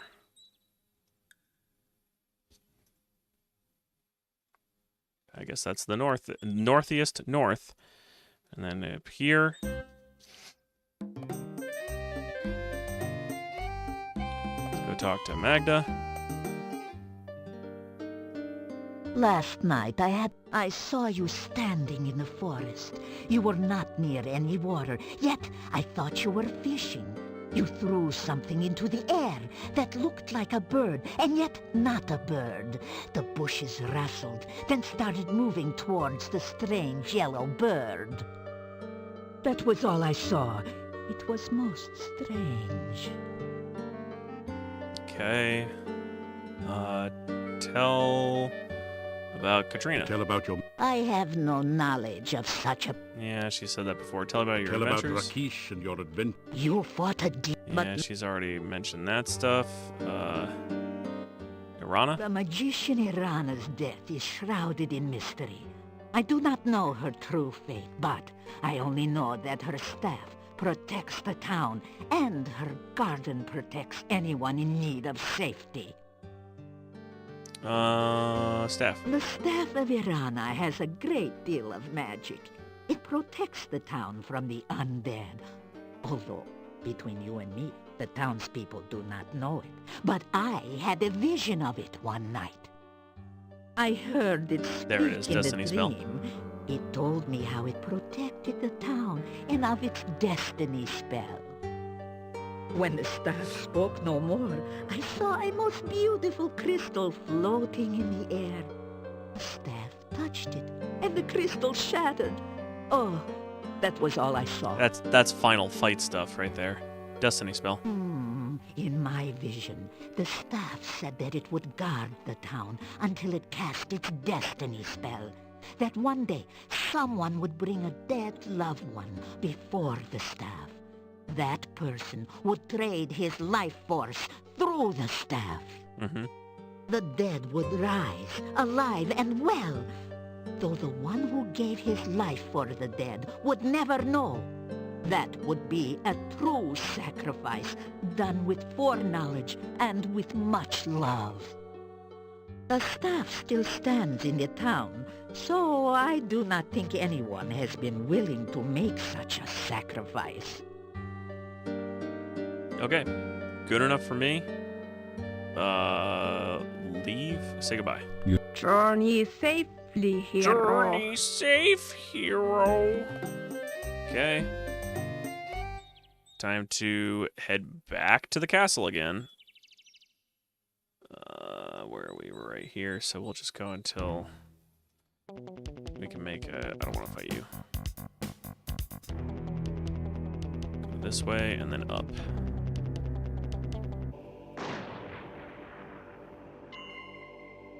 The crypt. Third time's a charm, right? Unlock.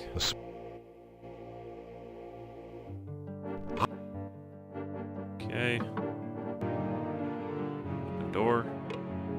Am I able to run while I'm in here? It keeps setting me to walk, so...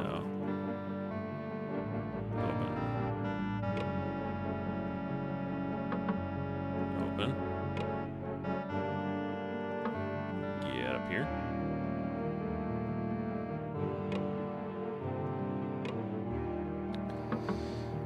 Okay.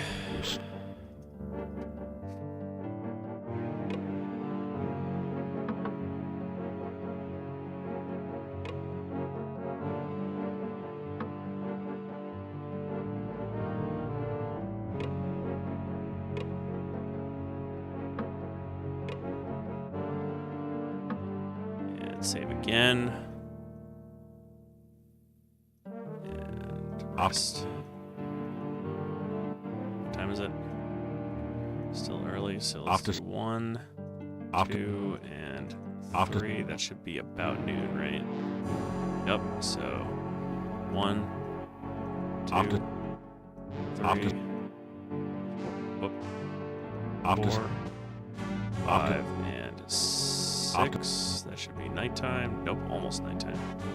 There we go, that should be nighttime. Not that, I don't need that. There we go. Save again, so I don't have to worry about this. And open up that door. How about we knock on the door and be polite? Politely knock on the door. Fortunately, there's no response. I'm opening it anyway. You sense that something is very wrong here. Yep. Hello. Okay. And let's talk about Irana's staff. You tell about Irana's staff and how it can make Tanya back into a real little girl again. I like the staff. It always made such pretty flowers in town. You say it will make me all better and I won't be a bad thing anymore? Yes. You nod your head. That is what I'm saying. Oh, Toby, I can see my mommy and daddy again.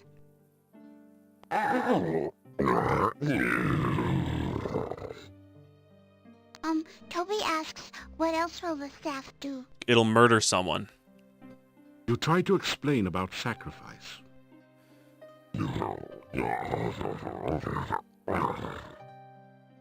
Toby says he understands. He says you should take us to the staff now, so I can be with my mommy and daddy again. You got it, buddy. Oh, it feels weird here. Kinda happy. Icky. I'm scared. Oh, look at that face. Oh. I know you'll protect me, Toby, but who will protect you?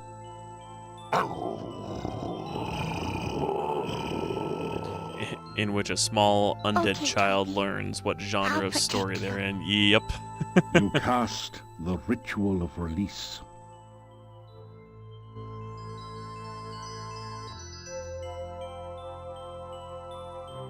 The sacrifice of life for love. Your love for the child is great. You see Toby silently nod his head. Will you trade your life to give life to the child? Uh-huh. Will you die willingly for the one you love? Poor Toby. No, Toby, no! So shall the sacrifice be done.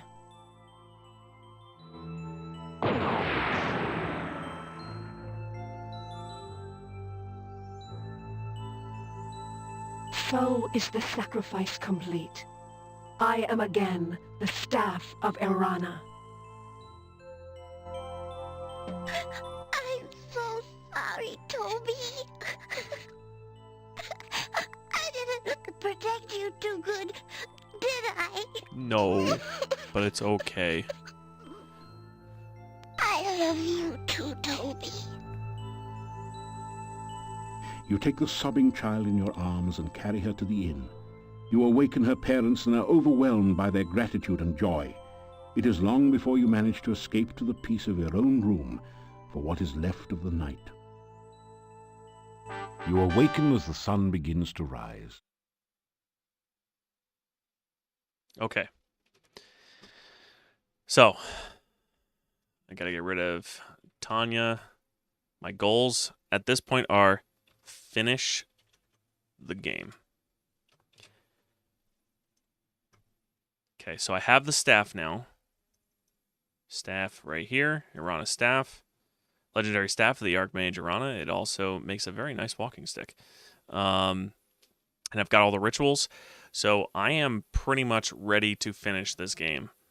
Unfortunately, I am out of time for tonight, and I do need to go to bed so I can be up early tomorrow. But what that means is on Tuesday, we're going to finish Quest for Glory 4, because we are right at the end. Let me save it. I don't know if I did already. Nope. Let's save it. And we will finish it on Tuesday, and then we will start Quest for Glory 5. So, yeah, I will start at the normal time, 5 o'clock Eastern time on Tuesday, and I will see you guys then. So have a great Monday tomorrow, and have a great night. Take it easy, everybody.